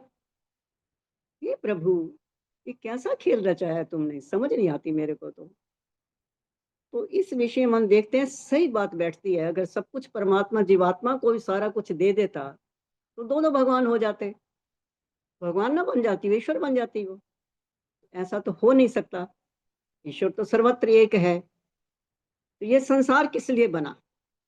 वो कहता है कि मैंने तो संसार तुम्हारे लिए बनाया है, मुझे तो आवश्यकता है नहीं संसार की, तुम्हारे लिए संसार बनाया है। इस संसार से ही तुम मुक्त होकर के तुम अपने बंधन से छूट करके मेरे पास आ सकते हो। यही तो परीक्षाएं हैं। तो कैसे बंधन में है? शरीर दे दिया तुम्हें, अगर शरीर ना मिलता तो बेहोश पड़ी रहती, तुम्हें क्या होता था? कुछ भी नहीं होना था। शरीर देने के बाद तो तुम्हें चेतनता आई। का शरीर एक छोटे से, अब कैसे है, मैं इस बात को ये ले रही हूँ कि कैसे जीवात्मा एक छोटे से शरीर में है। थोड़ा सा हम इतिहास देखें। शरीर एक घर है, जैसे हम घर में रहते हैं। मैं ये एक आपके सामने चित्र पेश कर रही हूँ कि जो शरीर है उसमें जीवात्मा है। जीवात्मा बिना शरीरों के बिल्कुल भी काम नहीं कर सकती, बेहोश पड़ी थी, बस बेहोश पड़ी रहेगी। शरीर देना अति आवश्यक है। जीवात्मा एक छोटे से शरीर में, और शरीर कहाँ है? हम ये देखें, हम शरीर को कहाँ रखेंगे? हम बेशक हमारे शरीर में जीवात्मा है, लेकिन वो शरीर घर में रहेगा, उसको घर की आवश्यकता है। कहाँ रहेगा, कहाँ भटकेगा? सड़कों पे थोड़ी भटकता रहेगा, उसको घर की आवश्यकता है। और घर कहाँ होगा हमारा? थोड़ा सा भूगोल देखते हैं, घर कहाँ होगा हमारा? घर किसी गली में है, मान लिया, गली कहाँ होगी? गली मोहल्ले में होगी। और मोहल्ला कहाँ होगा? किसी नगर में होगा। नगर कहाँ होगा? किसी प्रांत में होगा। प्रांत कहाँ होगा? किसी देश में होगा।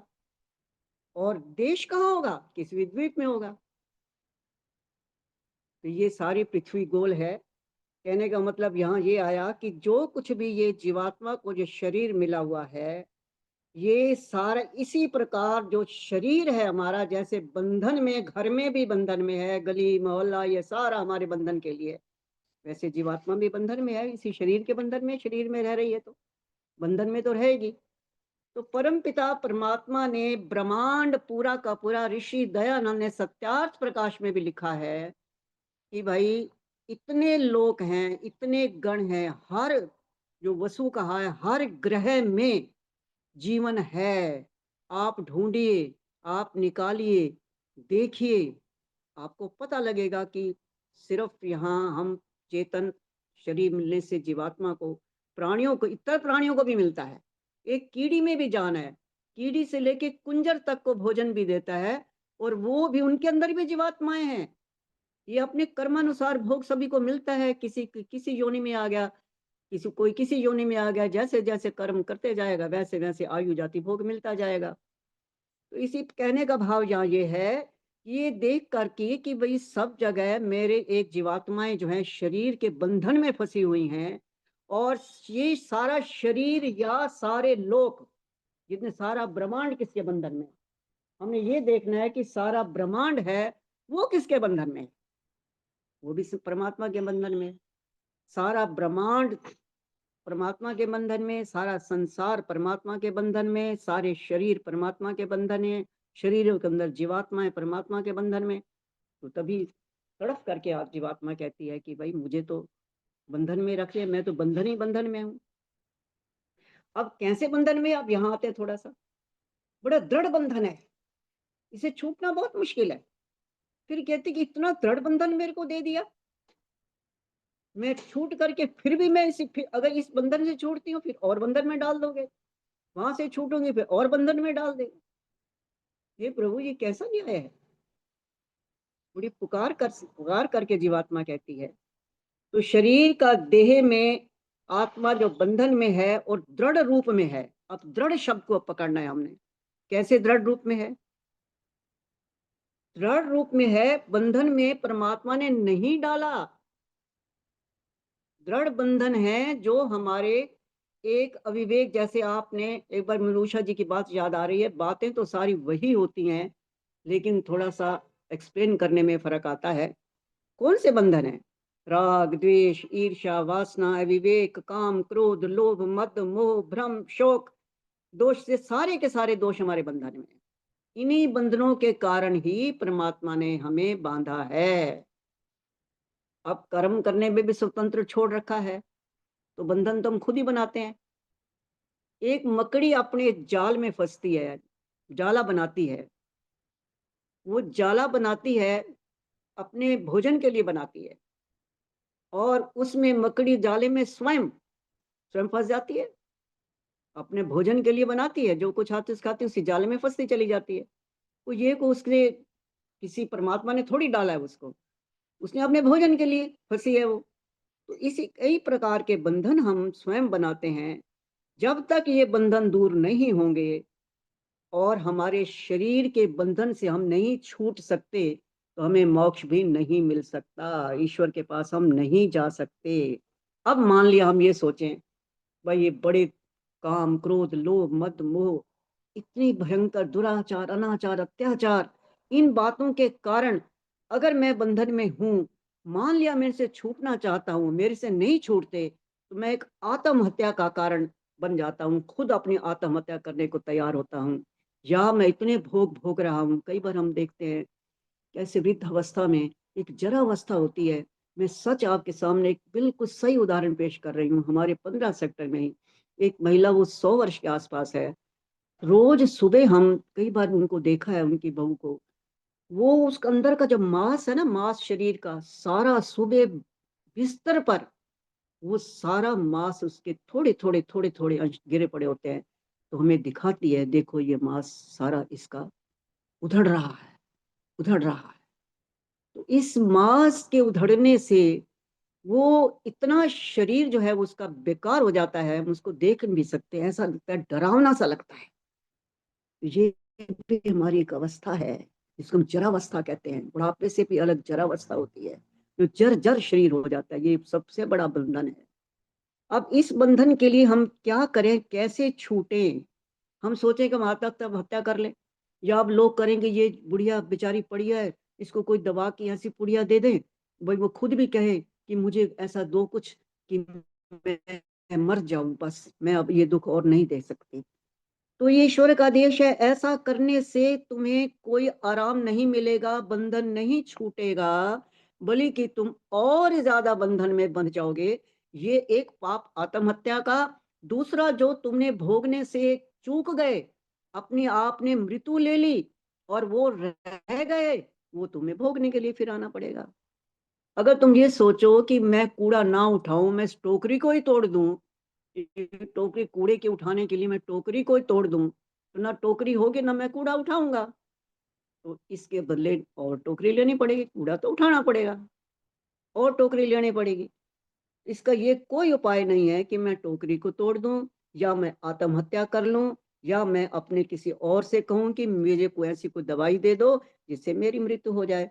तो जो बंधन में हम आए हैं, जो बंधन हमें मिले हैं, जो बंधन को हमने भोगना है, वो हमने भोगना ही भोगना है। इसमें कोई भी रियायत नहीं है। कैसे आगे मिलेगी, मिल सकती है या नहीं मिल सकती, तो आगे विचार करेंगे। अब और थोड़ा सा देखें हम, शरीर के अंदर अगर जीवात्मा बंधन में है और इतर प्राणी भी हैं।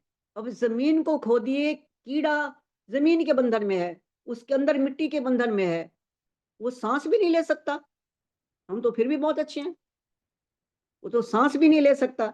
इसके बाद अगर हम देखें कि वायु वाला जो प्राणी है, वो वायु के बंधन में है, वायु के बिना नहीं रह सकता। जो उड़ने वाला प्राणी है वायु में रहेगा, वो जो जमीन में रहने वाला प्राणी है जमीन में रहेगा। मछलियां हैं पानी में रहेंगी, बाहर आएंगे तो मरेंगे। तो हर प्राणी का, कहने का भाव यह है कि हर प्राणी का, चाहे कोई आकाश नभचर है, जलचर है, थलचर है, हर प्राणियों के आप लगा लीजिए, जितने भी प्राणी हैं, जितने भी जीवात्माएं हैं, जिस जिस रूप में आई हुई हैं, वो सभी अपने अपने बंधन में हैं। लेकिन ये सारे जीवात्माएं, जिस जिसको जो भी मिला है, सारा ब्रह्मांड, सारे कह रहे भूलोक, भुआलोक, स्वालोक, तीनों लोक जो हैं, उनमें जो जीवात्माएं हैं, उनमें जो प्राणी हैं, वो सारे के सारे परम पिता परमात्मा के एक नीड के समान है। जैसे घोंसला होता है ना, छोटा सा घोंसला, तो वो उसी के नीड के समान है। कहता है कि एक छोटा सा घोंसला मानो परमात्मा के अंदर सब कुछ विराजमान है। तो अब इससे कैसे छूटे?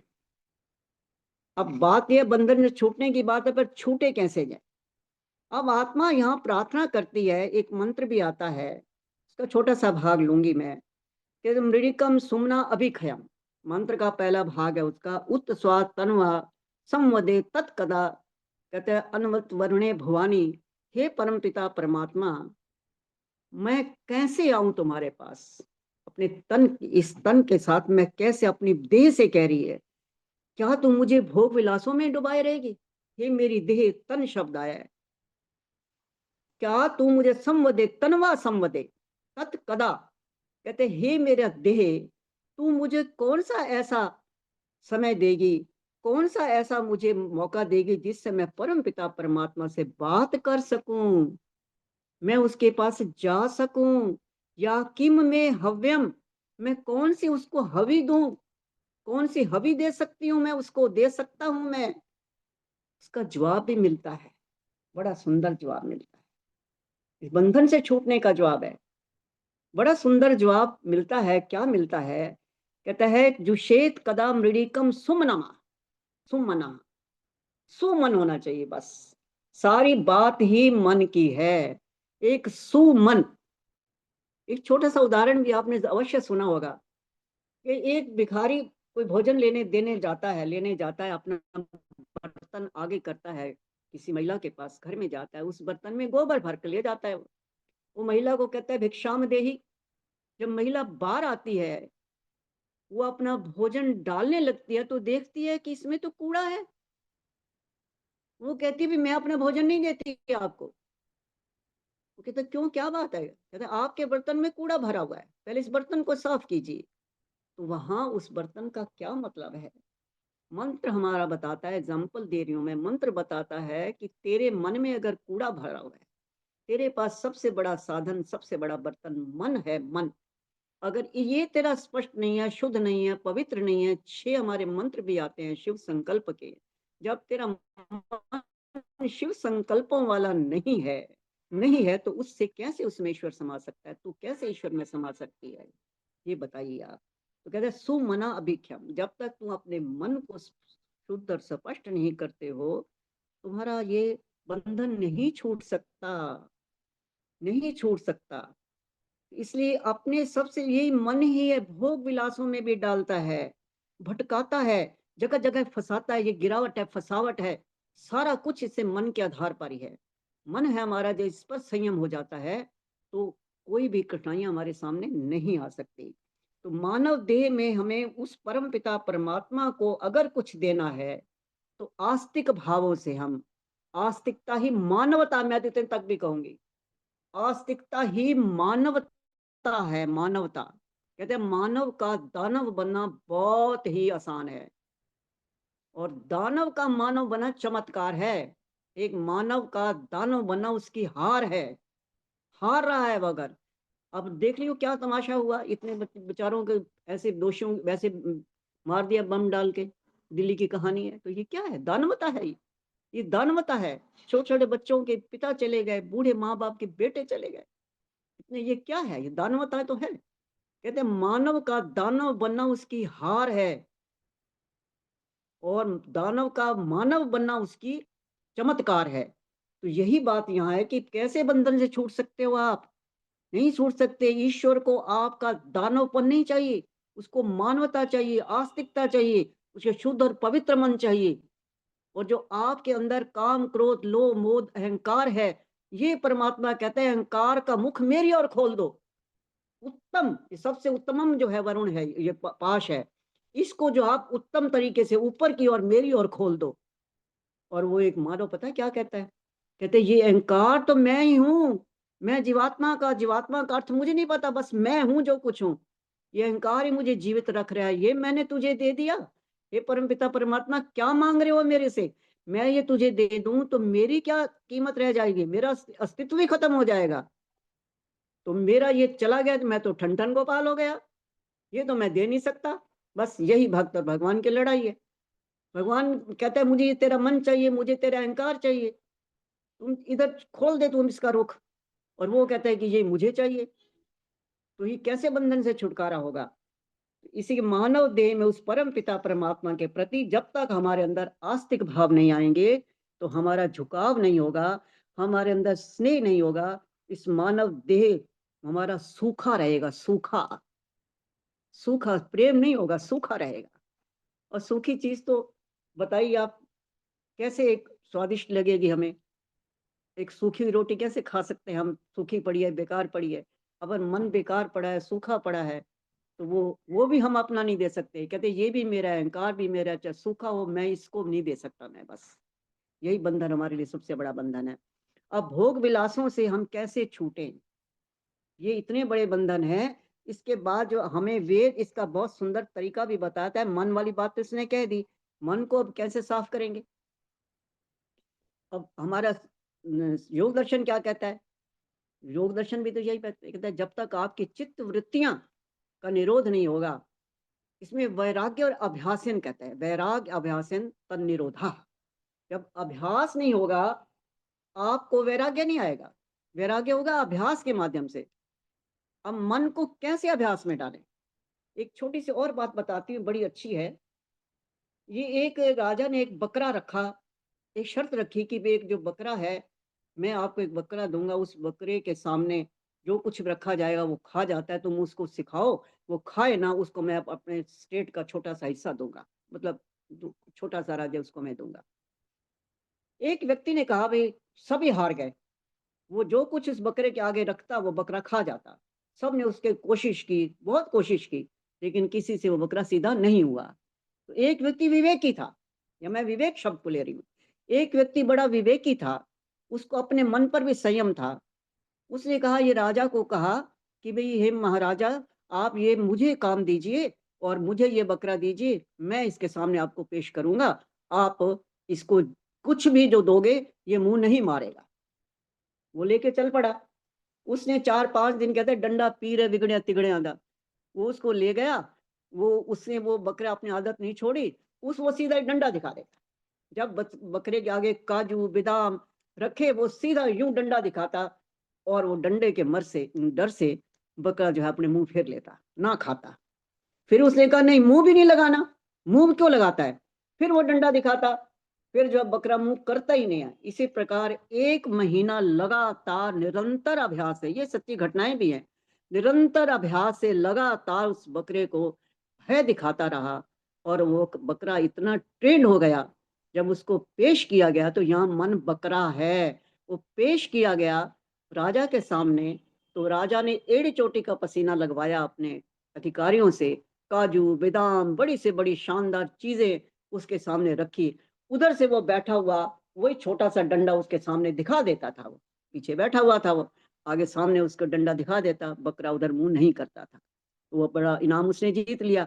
तो यहाँ कहने का भाव है, इसे मन रूपी बकरे को विवेकी व्यक्ति अभ्यास के माध्यम से, अब वो अभ्यास करता रहा करता रहा करता रहा, तो बकरी ने भी सोचा, उसको भी वैराग्य हो गया, भाई अब रोज रोज मेरे सामने इतना इतना हो रहा है तो सचमुच ही मैं पिट जाऊंगा, मेरी तो ये खाली उधेड़ लेगा। तो इस बात से वो हमारे लिए समझाने की बात है कि सचमुच जब हमें अपने विवेक हमको होगा, अभ्यास होता रहेगा, तो हमें जो है विवेक प्राप्त होगा। इससे हमें वैराग्य से, अभ्यास से वैराग्य होगा, उस परमपिता परमात्मा के मोक्ष को प्राप्त करने में हम प्रयत्न कर सकते हैं। तो इसके लिए फिर आगे ये देह है, आप देह कैसे बंधन से, इस देह के बंधन से कैसे छूटेंगे? यही तो कारण, देह के बंधन से भी देह को हमें सत्संग में भी लाना पड़ेगा, अभ्यास करना पड़ेगा। घर में जो हम फंसे हुए हैं, काम क्रोध लोभ मोह ईर्ष्या द्वेष, इतने फंसे पड़े, सत्संग सुनने का समय नहीं है। सत्संग सुनने का समय कहाँ है? घर के कामों में, मोह वैराग में, अपने संतानों में, धन दौलत होते हुए भी हमारा मन करता है कि चाहे हमारा बच्चा बेकार हो, इसी पर हमने सारा पैसा लगाना है। ये हमारे बंधन स्वयं बांधते हैं। कहते हैं गांठ हम मुंह से लगाते हैं, गांठ हाथ से लगाते हैं, और जब वो गांठ इतनी चीड़ी हो जाती है तो उसको हम दांतों से खोलनी पड़ती है हमें। ये सारी हमारी आदतें इतनी बिगड़ी हुई हैं, इस शरीर से हम जो काम हमने लेना वो हम नहीं ले रहे। मन को सिधाना, अब सत्संग में जाना, आगे आप देखना सर्दियां होंगी गर्मियां होंगी, मैं कई बार लेडीज को कहती हूँ भाई 3.5 किलो की रजाई, अब तो वो भी कम हो गई, 2.5-3 किलो की रजाई जो है, एक 70 मतलब साल के 70 किलो व्यक्ति के लिए एक 2.5 किलो की रजाई हावी हो जाती है। मैं बड़ी हैरान होती हूँ, क्यों होती है? कि वो सर्दी हमारी रोक रही है, बस हमें उठने नहीं देती। एसी है, वो हमारे ऊपर हावी है, क्यों जाए गर्मियों में, क्यों जाए 2, 2:30, 4, 5 बजे तक तो शांति होती नहीं है, सर्दी गर्मी पड़ती रहती है, हम कैसे बाहर निकले? ये ऑनलाइन प्रोग्राम में भी नहीं, मैंने ये इतने शानदार हमारे तरीके बन गए, ऑनलाइन प्रोग्राम में भी बहुत कम संख्या हो जाती है, कई बार आप के जहाँ ज्यादा हो तो हो, हमारे यहाँ तो इतनी नहीं होती। तो इसका कारण भी यही है कि भाई घर के कामों में फंसे हुए हैं, इतना समय हम कैसे दे पाए। तो ये देह जो है हमारी है, इस देह में जब तक मन हमें त्वरित गति से काम करने के लिए उसका प्रयोग नहीं करेंगे, 1 मिनट में कहना मानने के लिए, 1 मिनट में जो है करना है सो करना है, तो ऐसे हम अभ्यास में नहीं आएंगे तो आगे नहीं बढ़ पाएंगे, तो ये बंधन हमारे से नहीं छूटेगा। इसलिए सुमना कहा कि अच्छा मन वाला व्यक्ति ही, सुंदर श्रेष्ठ मन वाला व्यक्ति ही, सुमना मन वाला व्यक्ति ही अपने देह से सुचारू रूप से जो है अपना काम ले सकता है। जब मन के बिना तो उठता भी नहीं, कहता कहा तो है, मन के बिना यस्मान रीते किंचन कर्म क्रियते, उसके बिना तो कुछ भी काम नहीं हो सकता। तो ऐसे मन को हम शक्तिशाली जब तक नहीं बनाएंगे, ये हमारी जीवात्मा भी आगे नहीं बढ़ पाएगी, वो भी उस पर निर्भर है, उस पर निर्भर है। मन के ऐसे आदेश हैं, मन के आदेशों के कारण हमारा जो है अभ्यास भी नहीं हो सकता, हम वैराग्य की ओर भी नहीं जा सकते, अपने चित्त वृत्तियों का निरोध भी नहीं कर सकते, और किसी के भी सत्संग में कि अगर हमारे पास तो सबसे बड़ा साधन इस शरीर को सत्संग में पहुंचाना है, ऑफलाइन में भी जाना है, और हम तो ऑनलाइन में भी नहीं जा सकते, ऑफलाइन तो बहुत दूर की बात है, बहुत दूर की बात हो गई। तो जब तक हमारा अभीष्ट पूरा नहीं होगा, हमारा ये विषम परिस्थितियों को हम दूर नहीं करेंगे, तो अब सुमन मन वाले नहीं बनेंगे, तो ऐसा हम प्रभु के साथ नहीं मिल सकते, अपने बंधन को नहीं छुड़ा सकते। और बंधन को छोड़ने के लिए हमें कई बातों को छोड़ना पड़ेगा, तब जाके हमारा बंधन छूटेगा। लेकिन इसके लिए मैं कहूँ, जीवात्मा का कसूर नहीं है, जीवात्मा स्वरूप से पवित्र है, उसके साधनों में कसूर है। जीवात्मा का जो स्वरूप है वो बिल्कुल पवित्र है। ऋषि दयानंद ने भी यही बात कही है कि यहाँ जो दोष बताए हैं, ये अभी मैंने आपके सामने कहा, काम क्रोध मद लोभ मोह, ये सब दोष हैं। अब इसके कारण हम गलत काम भी कर बैठते हैं। अब काम वासना देख लीजिए, ऐसी गंदी काम वासना है, पता नहीं कितने कितने अनाचार व्यक्ति करके बैठ जाता है, बाद में पछताता है। सुरापान देख लीजिए।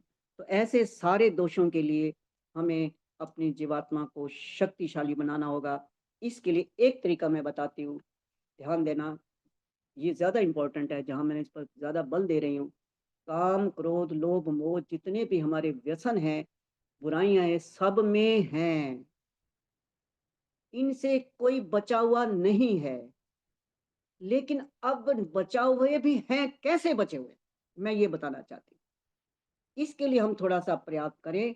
जो मैं अपने विचार रख रही हूँ, मैं कहाँ तक ठीक हूँ या गलत हूँ मैं नहीं समझती, तो आप लोग इसको समझना, मेरे हिसाब से मैं ठीक हूँ। अब हमें जैसे कहते हैं काम क्रोध लोभ मोह, ये हमने चीजें हमें तंग करती हैं, तो इसके लिए मैंने 3 बात बताई है, जोड़ मोड़ तोड़। 3 चीजें हैं, जोड़ मोड़ और तोड़। इसमें काम क्रोध लोभ सारे गंदे नहीं हैं, इनको हम गंदा रूप दे देते हैं, इनके रूप को बदले। अगर बंधन से छूटना है तो रूप को कैसे बदले। मान लिया काम है, काम मैंने इच्छा को लेकर चले, बड़ी जबरदस्त कामना, एक व्यक्ति की ऐसी कामना है कि वो क्या करता है, उस कामना के माध्यम से वो गलत काम कर लेता है। लेकिन अगर मैं इस कामना को सारा अपने परिवार में ना मोड़ करके, मैं कुछ दुखी गरीबों के लिए, अपने जैसे आप हमारे भाई साहब जब भी ये प्रोग्राम शुरू करते हैं, तो ये एक डालते हैं कि भाई इसको आप दान वगैरह भी दे सकते हो। मैं कई बार देखती हूँ, उस दिन शानदार आपके कुछ गोभी के फूल थे, कुछ शलगम मूलियां थी, एक वनस्पति थी, एक धरती की पूजा हो रही है, धरती की सेवा हो रही है। इतनी शानदार वनस्पतियां, आप एक किस्म से ऑर्गेनिक चीजें, मैं तो बड़ी हैरान हो गई, दूध निकाल रहे थे, गाय मक्खन निकाल रहे थे, गायों की सेवा कर रहे थे। तो ये क्या है, अपनी कामनाओं को आपने इस तरफ मोड़ा। तो ये मैं कह रही हूँ, मोड़ना इस तरीके से हमने, और या आपने सिर्फ अपने लिए थोड़ी कर रहे हो, तो हम लोगों का भी फर्ज बनता है कि हम अपनी कामनाओं को किसी गरीब की सेवा करने में, परोपकार की सेवा करने में, अगर ऐसा अभ्यास हमारा हो जाएगा तो हम रह नहीं पाएंगे। उससे भी क्या होगा, हमें अभ्यास होता चला जाएगा, अपने घर के प्रति, बाकी चीजों के प्रति नेचुरली थोड़ा सा वैराग्य उत्पन्न हो जाएगा, जिससे हमारा आने वाला जीवन सुधरेगा। अब मुझे कई लोग ऐसा कहते हैं, सच बता रही हूँ मैं आपको, कि आपको और क्या चाहिए, आपके घर में सब सुख शांति है, आपकी इतनी डबल पेंशन है, आप मतलब सब कुछ कर रहे हैं, 1 लाख के आसपास पेंशन ले रहे हो, और मैं 98,000 पे पेंशन ले रही हूँ मैं। और आपके घर में बहू लेक्चरार है, बेटा का इतना अच्छा काम है, बेटियां आपकी, पोती आपकी जो है इतने शानदार जेपी मॉर्गन्स में वो है, इतनी अच्छी ऑफिसर रैंक पे है। तो आपको दिक्कत क्या है, इतनी आप सेवा करते हो, बिल्कुल निष्काम सेवा करते हो, सारे दिन आप घर से आउट रहते हो, उसको समझाने में, ये करने में, ऑफलाइन ये, तो इतनी उम्र में काम करते बीमार हो जाओगे। मैं कहा मुझे चस्का है, मुझे इस बात की इच्छा है, कामना है, चस्का है मेरे को, मैं नहीं रह सकती। बस मुझे ईश्वर ने इतनी ताकत दी है, 80-81 वर्ष में मैं जितना काम करती हूँ, मैं हैरान होती, खुद भी मैं हैरान होती हूँ, मैं खुद हैरान होती हूँ। तो ये एक भावना, मतलब मैंने मोड़ दे रखा है, कहने का भाव ये है। मैं ये चाहती हूँ कि हम सभी लोग अपने काम, क्रोध को है, अगर मुझे क्रोध आता है, मेरे समाज के ऊपर, मेरे ऋषि दयानंद के ऊपर कोई बात करता है, मैं उसके ऊपर क्रोध निकालूं, क्यों ना निकालूं। जिस रास्ते में मेरे ऋषि दयानंद ने हमें मोड़ा है, पता नहीं हमारा क्या हाल होता। दिव्य वेद के सत्य ज्ञान का ऐसा नाद बजाया तुमने, मानव मानव के मानस में फूंकी नई चेतना तुमने, कल की अबला अब सबला है, कैसा सक्षम ज्ञान दिया, कहते कैसा सक्षम ज्ञान दिया, मुस्कानों में बदल दिया नारी जाति का क्रंदन, विश्व तुम्हारा करता वंदन, हम सब भी करते हैं वंदन। तो क्यों ना मैं उस ऋषि के प्रति, मेरे ऋषि को कुछ कह के तो दिखाए कोई, मुझे वहां क्रोध आए, क्यों ना आए, मेरे आर्य समाज के ऊपर कोई लांछन लगा के दिखाए, मुझे क्यों ना क्रोध आए। तो अपने मोड़ दें हम, बजाय कि मैं उस क्रोध के फजूल की बातों के ऊपर उसके ऊपर क्रोध करने लग जाऊं। इसके बाद लोभ है। अब आप कहते हैं ना, हर बार कहते हो कि हाँ आप दान दे सकते हो। अब मैं भी ऐसी कई बार बात करती हूँ, दो भी आर्य समाज को दान। अब इसमें लोभ की भावना आ रही है, हमें लोभ है, अपने घर के लिए तो नहीं मांग रहे हैं ना, हमें लोभ है, लोभ होना भी चाहिए, लोभ होना चाहिए। हम लोगों को कहे समाज में दान दीजिए भाई, हमारे समाज में गुरुकुल चल रहा है, इनको बच्चों की सेवा कीजिए भाई, बच्चों के लिए खाने पीने का सामान दीजिए भाई। मैं तो इकट्ठा करती हूँ, और हमारे बच्चों से जाकर पूछिए, मैं खुल के सामने बोल रही हूँ, जितना उन बच्चों को, गुरुकुल के बच्चों को खाना पीना अच्छा मिलता है तो ठीक है। हम लोगों को सिर्फ मैं थोड़ी दे रही हूँ, मैं तो नहीं दे रही, मैं भी दे रही हूँ, लोगों से भी दे रही हूँ, दिलवा रही हूँ। तो ये लोभ है मेरे अंदर, आपके अंदर, सबके अंदर होना चाहिए। इसके बाद कहते हैं कि आके काम क्रोध बोध लोभ मोह अहंकार, मुझे अहंकार है कि मैं ईश्वर तेरी अमृत पुत्री हूँ, ईश्वर मैं तेरी अमृत पुत्री हूँ, तू मेरा अमृत पिता है। मुझे क्यों ना अहंकार होना चाहिए, मुझे इस बात का अहंकार है। मुझे ये अहंकार नहीं कि मैं इतनी पेंशन ले रही हूँ और मेरा इतना घर अच्छा, मैं सब कुछ, ये अहंकार नहीं है मुझे। मुझे अहंकार है कि मैं आर्य समाज की सेवा करती हूँ, मुझे अहंकार है कि मैं आर्य समाज में ऋषि दयानंद की, मैं मतलब ऋषि दयानंद की शिष्य हूँ, अनुगामी हूँ, मैं वेद पथ अनुगामी हूँ। इस बातों का हमें अहंकार होना चाहिए। तो मेरा कहने का भाव यह है कि इन चीजों को हम मोड़ दें, और अहंकार को तोड़ करके, तोड़ा है मैंने, तोड़ करके इधर मोड़ दें, और चीज जोड़नी है, हम अच्छी कामनाओं को जोड़े और जोड़ करके उसको अच्छा रूप दे दें, अच्छा रूप दें। इस बार हमारा ऐसा फंक्शन, अगली बार इतना अच्छा करेंगे, हम इतना छोटे छोटे बच्चों को आगे नई फौज तैयार करेंगे, नई पौध तैयार करेंगे, ये हमारी कामना है। इस बार हमने अपने समाज में संकल्प लिया कि अगली बार छोटे छोटे बच्चों की फौज आएगी। तो इस बात की हम आगे, जो जो चीज गलत है उसको तोड़े, जो अच्छी है उसको जोड़े, और जो मोड़ देने की है उसको मोड़े। इस भावना से जो हमारे बंधन का टूटने का निश्चित रूप से परमात्मा भी जान रहा है, बिना आंखों देख रहा है, बिना कानों सुन रहा है, वो सब कुछ हमारे अंदर अंदर विराजमान है, सब जगह है, ठसाठस भरा हुआ है, कोई जगह उसके बिना खाली नहीं रही है, नहीं है, वो सब कुछ देख रहा है। तो जरूरी नहीं है मैं परम पिता को आ जा भाई तू देख जा, कहाँ से आएगा, वो तो निराकार है, वो तो पहले ही हमारे अंदर बैठा हुआ है, सब कुछ देख रहा है, हमें गलत काम भी देख रहा है, सही काम भी देख रहा है। इसलिए जब बंधन में तो हूँ, लेकिन मेरा मन्यु जो है मेरे अंदर होना चाहिए। मन्यु कैसे आएगा, इसको मैं थोड़ा सा एक्सप्लेन नौजवान बच्चों को भी कहती हूँ। मन्यु का अर्थ होता है क्रोध, ठीक है, कैसे, कैसा क्रोध, यही नहीं कोई समझाता। जोश प्लस होश। अब मेरी को अस्मिता लूट रहा है, क्या मुझे क्रोध नहीं आएगा? मुझे क्रोध आना चाहिए, लेकिन कैसा, होश से आना चाहिए। मैं नौजवान बच्चों को कहती हूँ भाई क्रोध तुम करो, जोश तुम दिखाओ, होश हमारा ले लेना वृद्धों का, जोश प्लस होश कर दो, है फिर देखना तुम कहाँ पहुंचते हो। बड़े खुश होता है, बात तो ठीक करिए। मैं कहता अगर होश नहीं लोगे ना, हमारे वृद्धों को छोड़ दोगे आप, होश नहीं लोगे तो जेलों में पड़े होगे, ऐसे कत्ल कर दोगे। मारना नहीं है हमने किसी को, जान से नहीं मारना, जेलों में नहीं जाना, हमने उनको इस तरीके से समझाना है। जोश प्लस होश ले लो भाई, हमारी किसी की अस्मिता भी ना जाए और काम भी ठीक हो जाए, ना तुम्हारा नुकसान हो ना उनका नुकसान हो। ये होता है मन्यु। इस प्रकार के मन्यु को धारण करेंगे तो क्यों नहीं बंधन से छूटेंगे। तो हर ये देह हमारी बंधन से हमें छुड़ा सकती है। परमात्मा ने इसके लिए कोई ऑब्जेक्शन नहीं किया, कहते हैं मैंने तुम्हें रास्ते बता दिए हैं, तुम्हें शरीर दे दिया है, सबसे बढ़िया शरीर दे दिया है, और किसी जीवन को शरीर, मेरा पूछो ना कीड़ी मकोड़ों से क्या हाल हो रहा है उनका, पूछो ना सांपों से क्या हाल हो रहा है उनका, और तुम जो है, सांप तो तुम्हारे से फिर भी अच्छे होंगे, तुम सांपों से भी बुरे हो। तो अपनी बुरी आत्माओं को छोड़ करके, अंदर विकारों को छोड़ करके निश्चित रूप से अपने बंधन से छूट सकते हो और मोक्ष रूप में मेरे पास आ सकते हो। ये आपके लिए अच्छा रास्ता है। परमात्मा आपको सद बुद्धि दे, और परमात्मा जो जीवात्माएं यहाँ से जाती हैं, हमने भी जाना है, तो परमात्मा करे हम शांति मिले हमें। एक छोटी सी 2-3 लाइनें हैं जो आज मैंने वहां बोली थी, वो सुनाती हूँ आपको। बहुत सुंदर लाइन। हे प्रभु तेरी शरण में आत्मा शांति देना तुम उसे परमात्मा, शांति देना तुम उसे परमात्मा। कष्ट सहन करने की हमको शक्ति दो, दुख सहन करने की हमको शक्ति दो, आत्मा को सदगति या मुक्ति दो, आत्मा को सदगति या मुक्ति दो। हे प्रभु तेरी शरण में आत्मा, शांति देना तुम उसे परमात्मा। कर्म फल और या न जाना तेरे हाथ में, तू यहाँ भी और वहाँ भी सबके साथ में। तन पंजर से युक्त तन पंजर से मुक्त है जीवात्मा, शांति देना तुम उसे परमात्मा, शांति देना तुम उसे परमात्मा।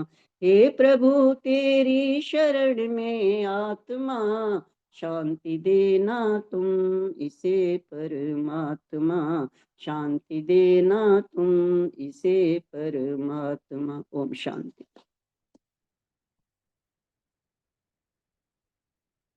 चलिए जाओ।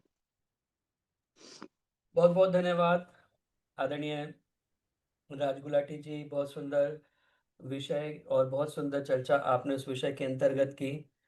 बंधन से हम सभी बंधे हुए हैं और परमात्मा के अधीन ये सारा बंधन है। परमात्मा ही हमें बंधनों से मुक्त कर सकता है, लेकिन हम उन बंधनों से मुक्त होने के लिए क्या प्रयास करें। बहुत सुंदर चर्चा आपने की। जोड़ मोड़ और तोड़ अपने जीवन में इनको अपनाएं। जहाँ जोड़ने की आवश्यकता है वहाँ जोड़ें, जहाँ मोड़ने की आवश्यकता है उनको मोड़ दें और अहंकार को अपने हम तोड़ दें। तो यह सारा बहुत छोटी छोटी बातें सुनने में लगती हैं, लेकिन हमारे जीवन को परिवर्तित करने की क्षमता रखती हैं। अपने जीवन में हम इनको अपनाएं, आगे बढ़ें और अपने जीवन में अपना करके अपने जीवन को भी उत्तम बनाने का प्रयास करें। जो कुछ भी हम सुने उसको अपने जीवन में अपनाएं, तभी हमारे जीवन का कल्याण हो सकता है। आपका पुनः बहुत बहुत धन्यवाद इतनी सुंदर चर्चा रखने के लिए, अपना समय देने के लिए। और जैसा आप कह रहे थे कि आपके मन में जुनून है, एक एक चस्का है, एक लगन है, एक उस ऋषि के प्रति एक भावना है और वो हमें साफ परिलक्षित होती है। तो यह जुनून इसी प्रकार बना रहे। परमात्मा आपको भी सेहत और शक्ति सामर्थ्य देता रहे। इसी प्रकार आप पूरी लगन से यह कार्य करते रहें। हमें भी आपका मार्गदर्शन और आशीर्वाद सदैव प्राप्त होता रहे। बहुत बहुत धन्यवाद, पुनः बहुत बहुत धन्यवाद। आइए अब कार्यक्रम का समय समापन की ओर है। मेरी प्रार्थना, आदरणीय उषा चित्कारा जी हमारे मध्य उपस्थित हैं, कृपया आएं और अपने थोड़ा सा आशीर्वाद अपना दें और सभी का धन्यवाद ज्ञापन करें। उसके बाद सुषमा यति जी आज उपस्थित हैं काफ़ी समय के बाद में, अभी चली गई हैं वो भी। चलिए कोई बात नहीं, शांति पाठ मैं करा दूंगा। आप कृपया धन्यवाद ज्ञापन करें आदरणीय उषा चित्कारा जी।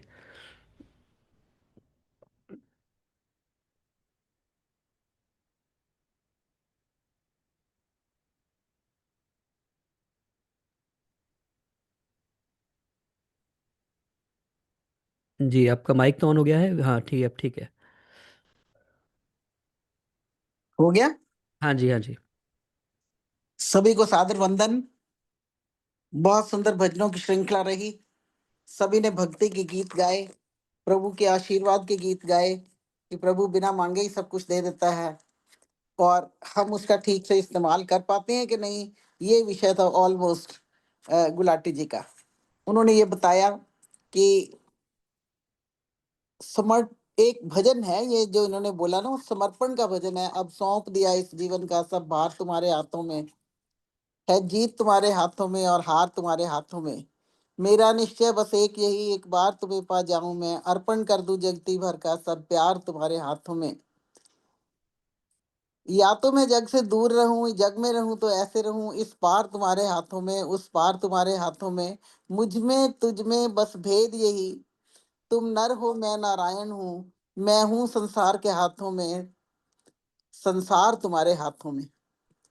दृग बिंदु बनाया करते हैं एक सेतु विरह के सागर पर, जिस पार पे हम विचरा करते वो पार तुम्हारे हाथों में।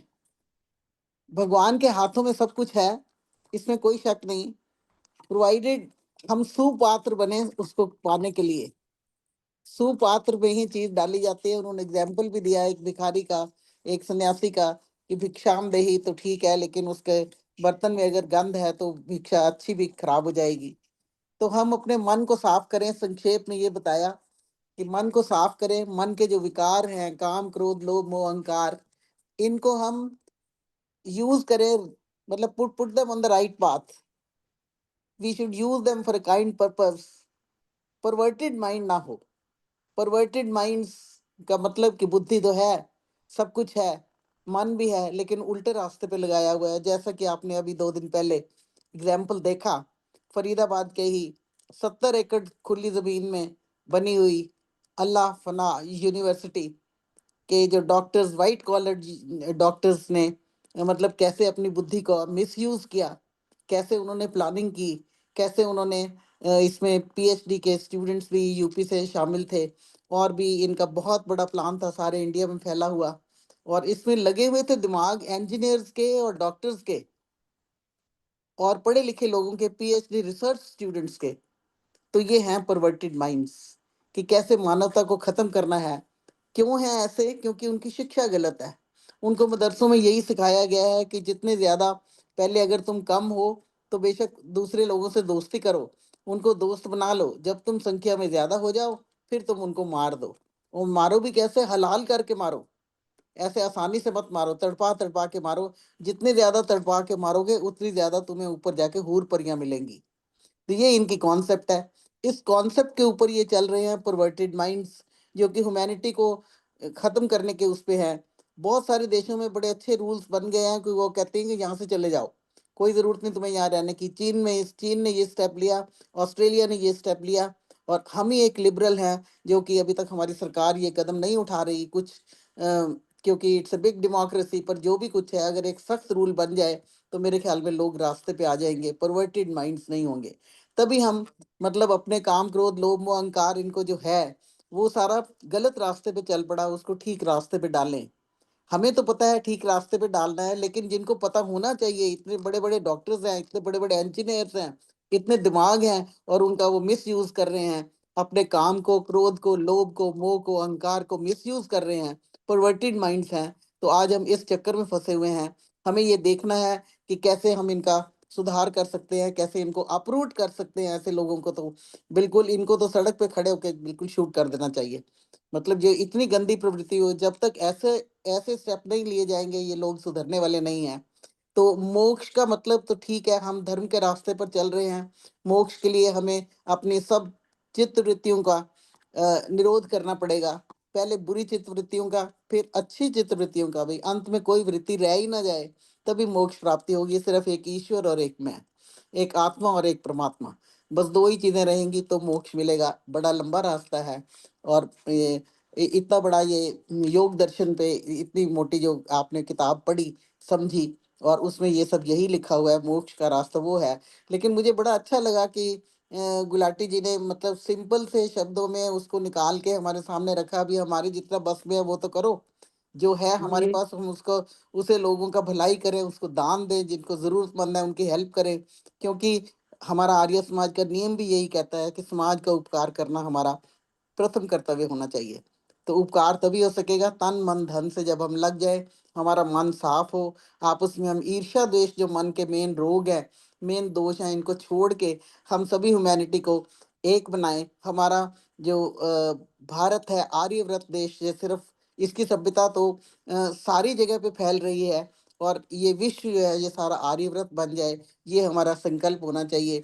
जैसे हम कहते हैं कृण्वन्तो विश्वमार्यम, ओम इंद्रम वर्धन्ते अप्सरा, कृण्वन्तो विश्वमार्यम अपघनन्तो अरावणा। कि हे सत्कर्मों में निपुण सज्जनों, हे आर्य सज्जनों, परमेश्वरी शक्तियों को बढ़ाते हुए, पापियों का नाश करते हुए संपूर्ण संसार को आर्य बनाओ। ये हमारा नारा होना चाहिए, इसकी तरफ हमारा ध्यान होना चाहिए। ये नारा बिल्कुल ठीक इसी तरीके से है। मैं एक छोटा सा एग्जाम्पल देती हूँ। जैसे एक सेब में तकरीबन 5 बीज होते हैं, 5-6 बीज होते हैं। एक पेड़ पे 10,000 बीज लगते हैं, 10,000 सेब लगते हैं। तो 10,000, एक सेब में लेट्स प्रिज्यूम कि 5 बीज हैं, तो 10,000 सेबों में 50,000 बीज हो गए। हम उनको फैला दें, हम उनको उगा दें, तो कुछ तो उगेंगे, उनमें से कुछ तो उगेंगे। ये सत्कर्मों में निपुण सज्जन आर्य पुरुषों, तुम इस तरीके के बीज डालो कि ताकि सारा विश्व जो है संसार सारा विश्व जो है आर्य बन जाए, पापियों का नाश हो जाए और संसार आर्य बन जाए। तभी हम संसार को स्वर्ग बना सकेंगे। कहते हैं ना, स्वर्ग और नर्क तो यहीं पर है, तो स्वर्ग और नर्क यहीं पर होगा। हमारा फर्ज ये है, हमारा कर्तव्य ये है कि हम आवाज लगाते रहें। कोई जाने ना जाने, कोई सुने ना सुने, कोई माने ना सुने, मुकद्दर उसका। बस हम आवाज लगाते रहिए, बस आप आवाज लगाते रहिए, बस आप आवाज लगाते रहिए। कृण्वन्तो विश्वमार्यम, कृण्वन्तो विश्वमार्यम, इंद्रम वर्धन्ते अप्सरा, कृण्वन्तो विश्वमार्यम, अपघ्नन्तो अरावणम। बस ये हमारा नारा होना चाहिए और इसी के प्रति हम समर्पित रहें और आर्य समाज की स्टेज से सारे संसार को आर्य बनाते हुए ये हम मैसेज जगह जगह पर फैला दें, हर जगह फैला दें। इसी के साथ मैं धन्यवाद करती हूँ गुलाटी जी का कि इतने सुंदर सरल शब्दों में बहुत सुंदर से जोश से और होश से भरी हुई बातें उन्होंने हमें सिखाई और बातें करी। और भजनों में मैं सभी ने प्रेयर की, भगवान का थैंक्स किया। मैं किस किस का नाम लूं, इन्होंने बताया ही कि संतोष तो बहुत सारी हैं, तो सभी ने बहुत सुंदर गाए। और संतोष नहीं है चाहे उनका नाम, फिर भी उन्होंने बहुत सुंदर गाया कि भगवान तू मतलब हम ऐसा ना करेंगे किसी का हक छीन लें। तो मतलब ये सारी अच्छी अच्छी बातें हैं, ये they're all good things to learn and to be put into practice. This is essential. So we have lots and lots of examples before us to follow, and lots of people to be condemned, like this Allah Falah University, whatever it is. Damn it, condemn it.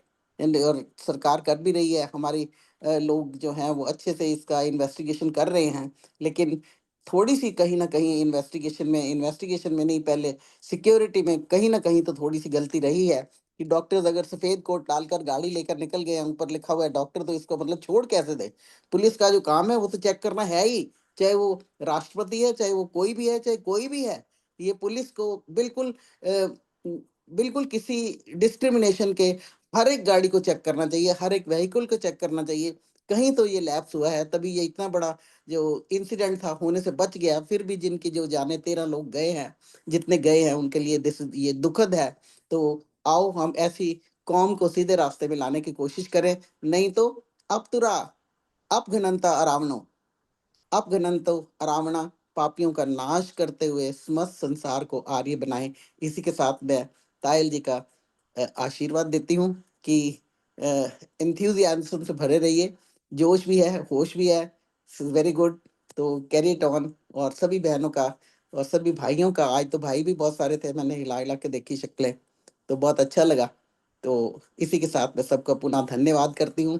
और आओ हम इस सत्संग रूपी गंगा में हमेशा नहाते रहें, अच्छा लगता है। इसी के साथ ओम शाम। बहुत बहुत धन्यवाद आदरणीय मैडम उषा चित्कारा जी, बहुत सुंदर आपने अपना आशीर्वाद, उद्बोधन और धन्यवाद ज्ञापन भी किया।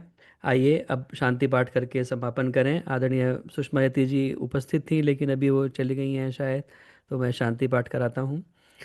ओम द्यौः शान्तिरन्तरिक्षं शान्तिः, पृथिवी शान्तिरापः शान्तिरोषधयः शान्तिः, वनस्पतयः शान्तिर्विश्वे देवा शान्तिः, ब्रह्म शान्तिः, सर्वं शान्तिः, शान्तिरेव शान्तिः, सा मा शान्तिरेधि।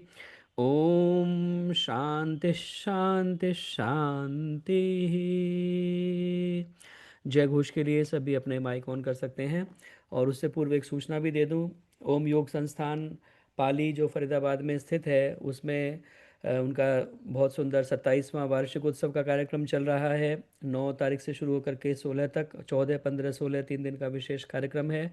तो उसमें हम आपके पास में सूचना पहुंच जाएगी, जो भी पहुंच सकते हैं ओम योग संस्थान पाली के इस वार्षिकोत्सव में उपस्थित रहें।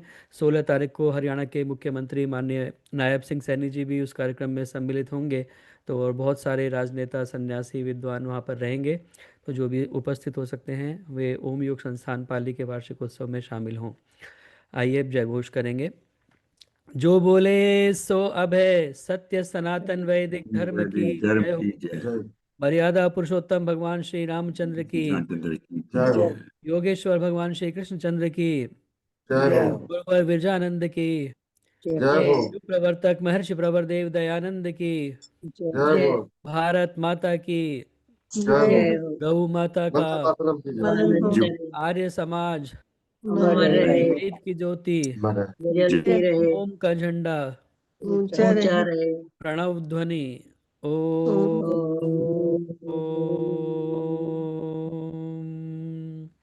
वैदिक अभिवादन। सभी को सादर नमस्ते। सभी का बहुत बहुत धन्यवाद।